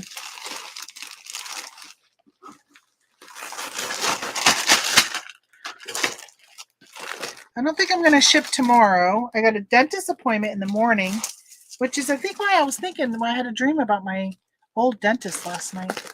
I got a dentist appointment in the morning and I got to run over to Ma's. I got somebody who wants we put some stuff on Facebook. Somebody wanted the ironing board for free. So I got that. Yeah, I'm going to you think a poly mailer? I'm going to use a poly mailer for this. I put it in this first.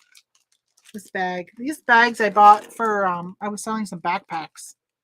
I don't have very many left. Thankfully, they're finally getting out of here. Oh my gosh, I bought so many. Two shopping carts full a few years ago. 2020, I think.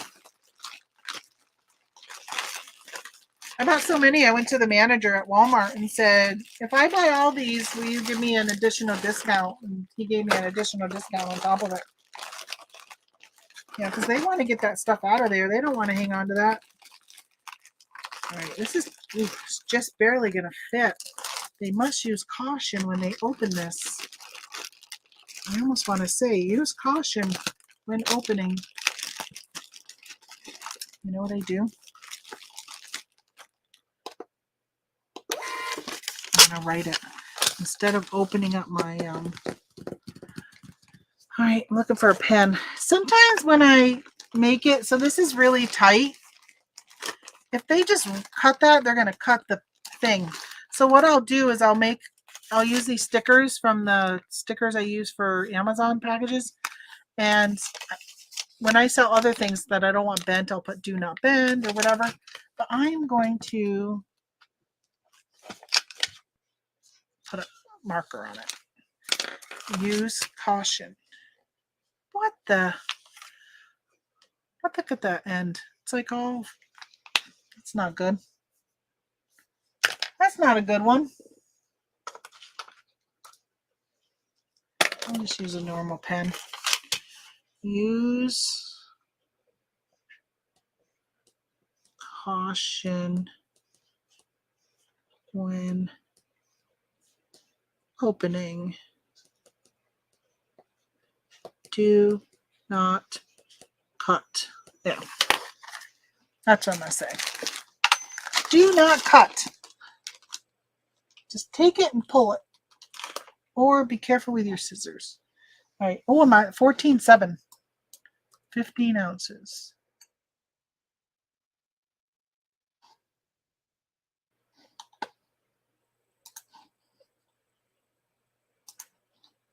Oh my gosh, I got that Baby Shark song in my head. Daddy Shark, do do do do do, Daddy Shark, do do do do. Okay. I'm going to stick this right here. Use caution when opening. Do not cut. Okay. Okay, dokie. I think I only have one thing left, folks. It's taken me 3.5 hours. I put stickers on packages when I sell fabric. Open with care. Yeah, you have to. I mean, I'm smart enough as a consumer to make sure that I don't open something and know that I might cut it. Right, let me check pirate ship. Sometimes when I check pirate ship imports, it'll show me something that I didn't realize. Refresh data. Yep, Shopify. That's it. Okay, I gotta go grab. Would you guys come watch me because it's right there. My last item.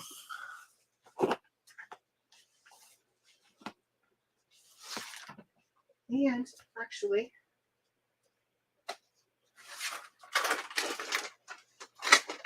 I need to bag my stuff.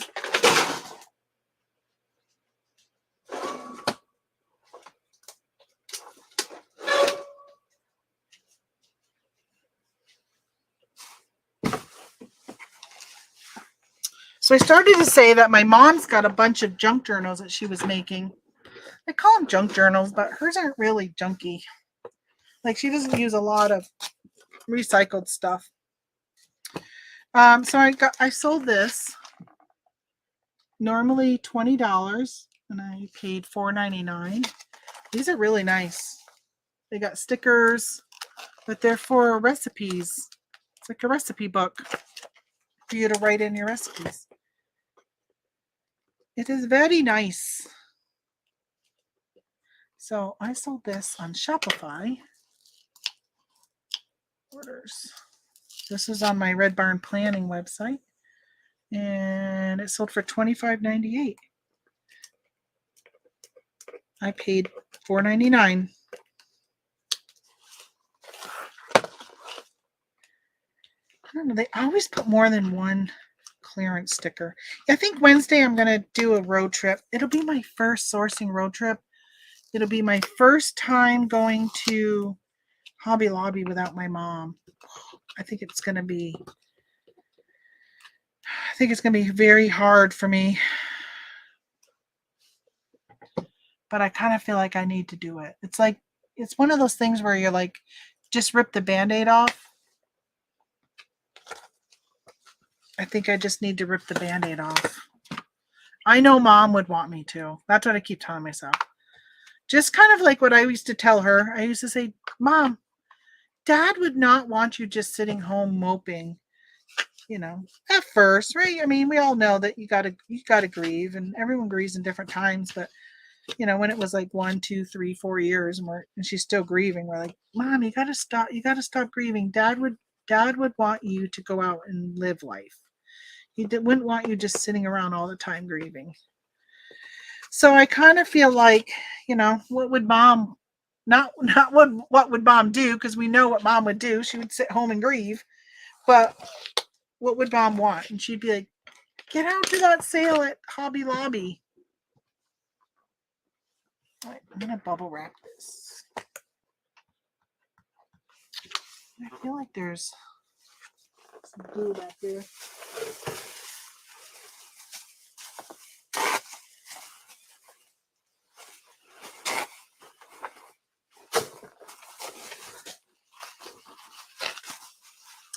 Have a friend with you or someone to call just in case for support. Yeah, I have been excuse me. I've had quite a few of my really close friends have reached out on a regular basis with me, and they're like, I feel like talking, and but sometimes when they want to call or when they want to talk, like when they're checking in on me, I'm in a good space where talking to them would probably end up making it a not good space, if that makes sense. Because like if I'm sitting and talking to somebody about my mom, it makes me realize that I don't have her, and then I can right, because I can sit here and talk to you guys and be fine, and then all of a sudden I'll start talking about her and it makes me want to cry. So I feel like I've been a little distant with some of my friends who have wanted to kind of support me, only because I feel like talking to them makes it worse. Does that make sense to you guys? So yeah, so I've had them want to talk to me, but yeah, sometimes I'm just like, I can't talk right now because it will make me, I've just calmed myself down, and it'll just make me aware of everything again. So yeah, I know, Anissa, you can call me. Call me. Is your name Blondie? Yeah, Anissa, did you lose a child when one of your children? I think there's like posts that make me think that at one time in your life you lost a child, which I'm sorry if that is the case. My aunt, who is my mom's sister, who is the only remaining person left in her whole family, she was younger than my mom, but she now has, she has no aunts, uncles, parents, siblings. Yeah, I had a stillborn. Okay, I thought I've seen something. I'm sorry about that. And but she had a son die. He was 15 years old and he died. He had a heart attack at 15 years old. I'm thinking, as hard as it's been with my mom, I couldn't even imagine one of my children. I can't even imagine. Ugh.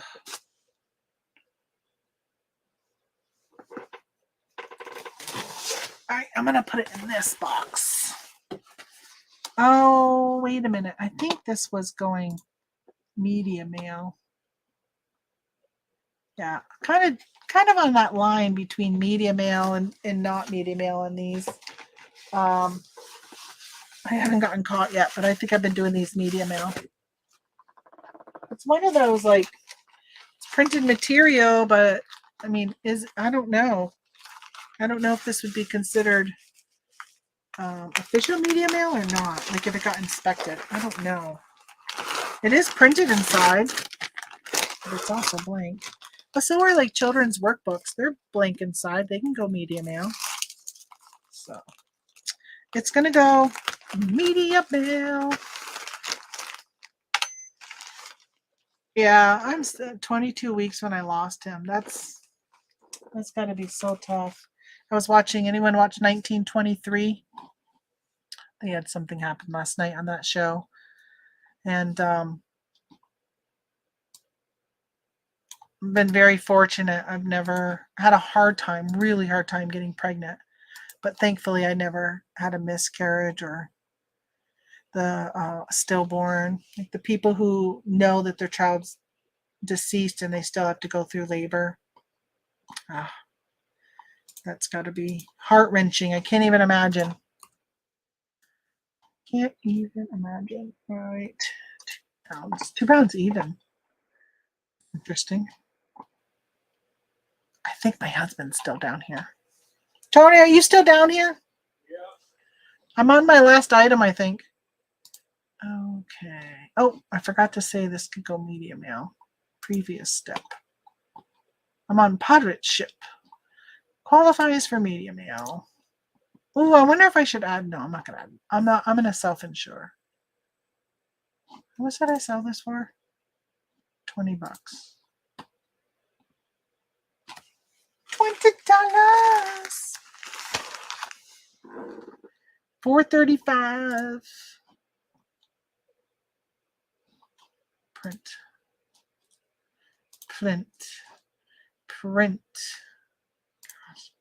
Literally got to say print 3 times to get it to print. Like to get to the where it actually prints. Like they go to another screen and then it prints. Let's put a sticker. It says thank you. Thank you for supporting a small business. Now I need to bag all this. He is stalking you. I know he's probably in there listening. He's like, I want to hear what you're talking about. He's been a good support. I dread when he has to deal with losing a parent.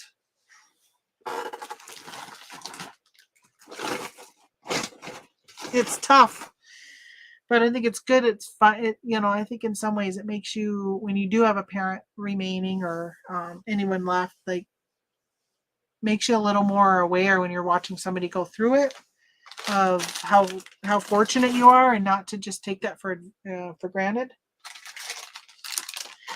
Because it's easy as your parents get older, it's easy to get frustrated with them because they become forgetful. They're just slower. With my mom, it was frustrating because I always had to bring her wheelchair. It was tiring. It was exhausting bringing her places. And there were definitely times I would feel that and maybe speak it. And but man, I take it all back, right? You always are like, oh, I'd rather be pushing her butt around and be frustrated than to not have her here. Sometimes you got to remind yourself of that, or you have to see somebody else go through something to be reminded.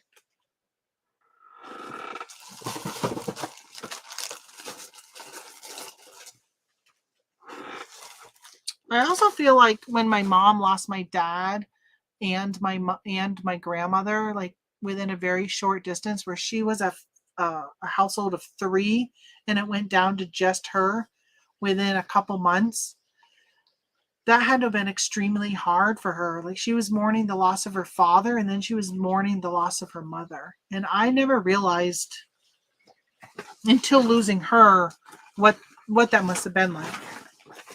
Okay, so this one is pretty full.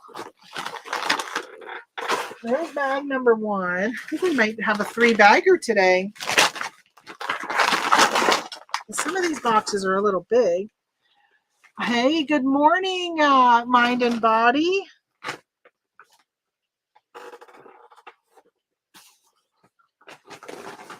Mr. Zen. That's how I know you as all the time is Zen. Yeah, it is hard. It is hard. I think that, I was close to my mom, but even losing somebody you're not really that close to, like a parent or something.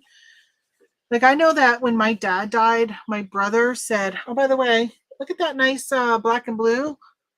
They were trying to give me my IV and he couldn't get it in. And he's like, oh, I'm going to try flushing it to see if maybe I did get it in. He didn't. He just flushed the saline in underneath my skin here. So he gave me a nice black and blue. But when my dad died, my brother was like, I really regret that I didn't come over more often. He had regrets that he just wasn't closer to my dad and didn't do more with my dad. He still had a good relationship with my dad, but he regretted that. So I know that when my mom died, he hasn't mentioned any regrets because I don't think he's had any like he did with my dad, because he was making an effort to come over more often, to come help my mom with stuff. But I know that one of my sisters said she had regrets that she didn't come over more often. So I think that's one of those things you kind of have to, like when my grandmother died, I was like, oh, I wish I would have visited her more often in that nursing home. I know she didn't like it there and she was bored. Yeah, later on you think about that stuff. I think that it's one of those things that sometimes, like, hopefully maybe if you're hearing me talk about it, you're saying to yourself, yeah, I really probably ought to pick up the phone. I probably ought to go visit. I probably ought to, like, whatever that is. So I have a cousin that I don't talk to. I used to be very close to. She was in my wedding. She's actually the godmother of my son. And we got into a tiff. Both of our kids kind of got into this thing. And when they were young, like 4 or 5 years old, and my son's now 28, he's going to be 29. And I don't talk to her anymore. And I've often said to myself, like, if she was to pass away today, would you regret that you never rekindled that friendship and did whatever with it? And every time I'm like, no, I don't. If she passed away today, I'd be sad I lost her, but I probably wouldn't shed a tear at all. I'd be okay with it, which, it's kind of horrible to say, but I think you have to ask yourself, would you regret you didn't spend more time with somebody if something was to happen?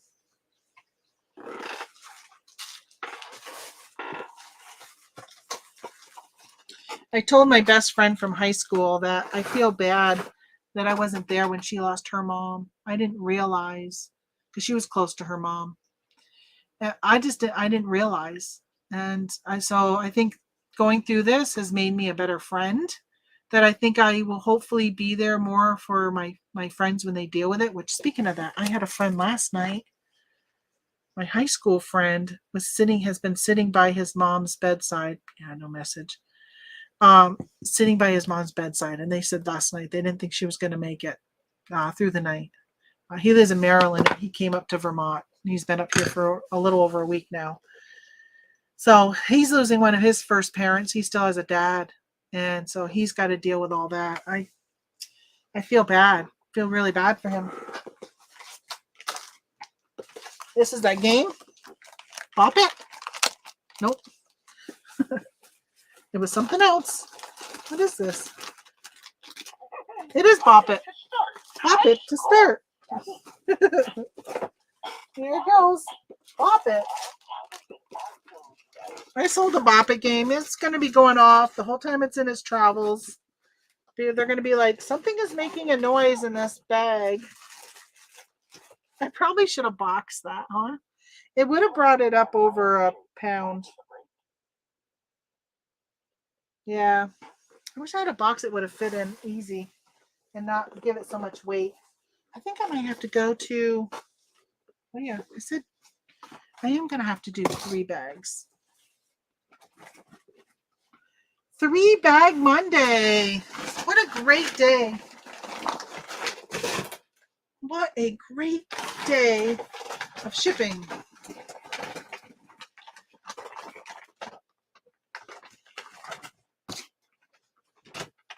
There's that one. I've got a box over here. I got one over here. I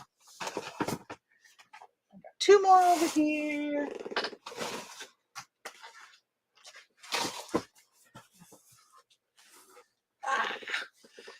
What time is it? 12:22. Okay. My packages are ready. Yeah. Did you want to bring them?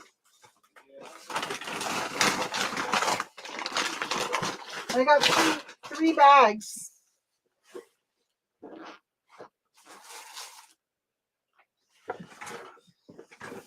3 bags. Okay, now I got to clean up this mess.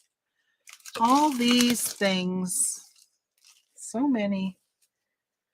These new ones stick to me, which I cannot stand. Drive me insane. Insane in the membrane. Oh, you know what, Timothy? I think you were the one who mentioned to me about reaching out to the Amish so I have a bunch of diabetic supplies from my mom, including some insulin, which, this stuff is so expensive, even though there's now new rules, so they won't be as expensive. I've been trying to figure out what to do with some of the stuff, and So I think tonight he's going to go over to the Amish because he thought about it last night and he's like, oh, that's right, Sunday. They do their whole church thing.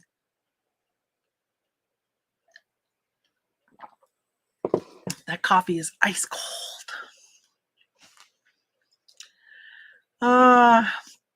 Thank you. Thank you, Mind and Body. Your comment about my mom. It's always important to call and speak to your parents because you never know how much time there is left. Yeah. But I know that there's some that just don't have good relationships. And so it's kind of like you just have to ask yourself, are you okay if something was to happen to them, right? Would you feel all right? I've excommunicated myself from the entire side of my dad's family, and I would have no regrets. See, if you have no regrets and you can sleep well you can't sleep well, but probably not because of that. I'm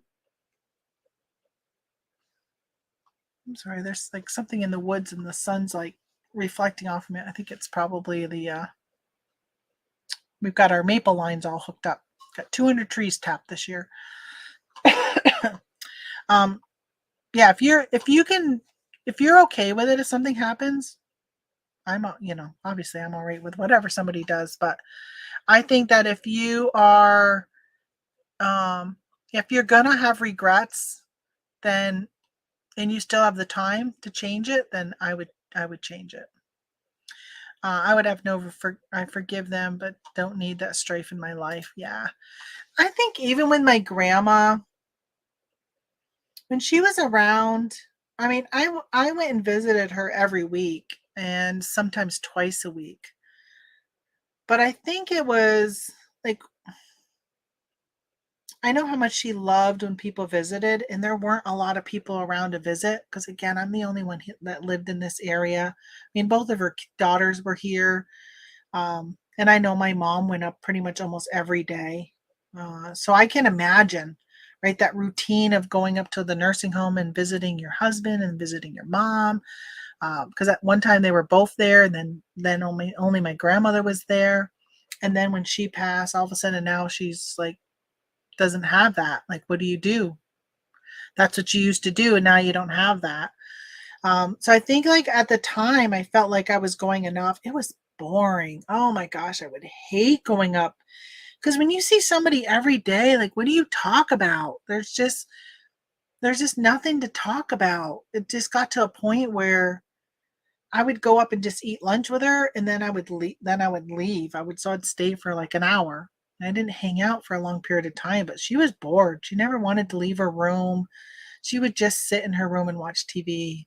And so I regretted that I didn't go up more often. I still regret that. So when my mom was in the nursing home recently for her rehab for a week, I went up every day except one day we got a pretty big snowstorm, so I didn't go up that day. But I went up every day, and I would stay there for like 3 hours and visit her and bring her up stuff. I was bringing her craft supplies because she was making her journals while she was in the hospital, and then into the nursing home. I was bringing up her stuff for her to make her junk journals. Yeah, so I think I learned from my grandmother that, for my mom, I kind of did it just a little bit more, was around and available for her more because I knew that she didn't like being there. It was boring as heck. There's like nothing to do. You don't have the mobility to go do stuff, and you're in somebody else's space. And she hated the food. Like, the food they fed her at that nursing home was horrible. Portion sizes. It was like she was like a 98-year-old on her last day of life. Like, it was ridiculous the amount of food they gave her. I told her she should have taken pictures, and she really should have filed a complaint because she wasn't there.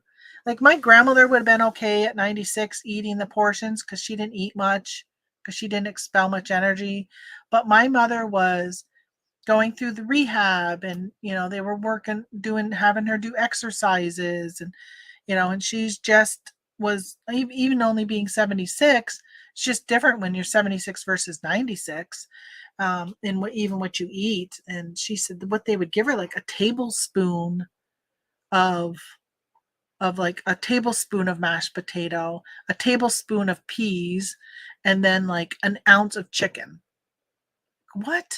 Who feeds somebody like that much little bit? She wasn't there for bariatric surgery. So yeah, I wish she would have taken the time to write a letter, because I said, Ma, you writing a letter would mean more, because a lot of times when people go into a nursing home, they don't come out. So by the time that, it would be their family member saying something versus like an actual patient living it and doing it. So I wish she would have said something. That place that she was at was the same place that my dad and my grandmother were at, and it's really taken a turn for the worse. They got new owners, and it's just really bad. And staffing is an issue.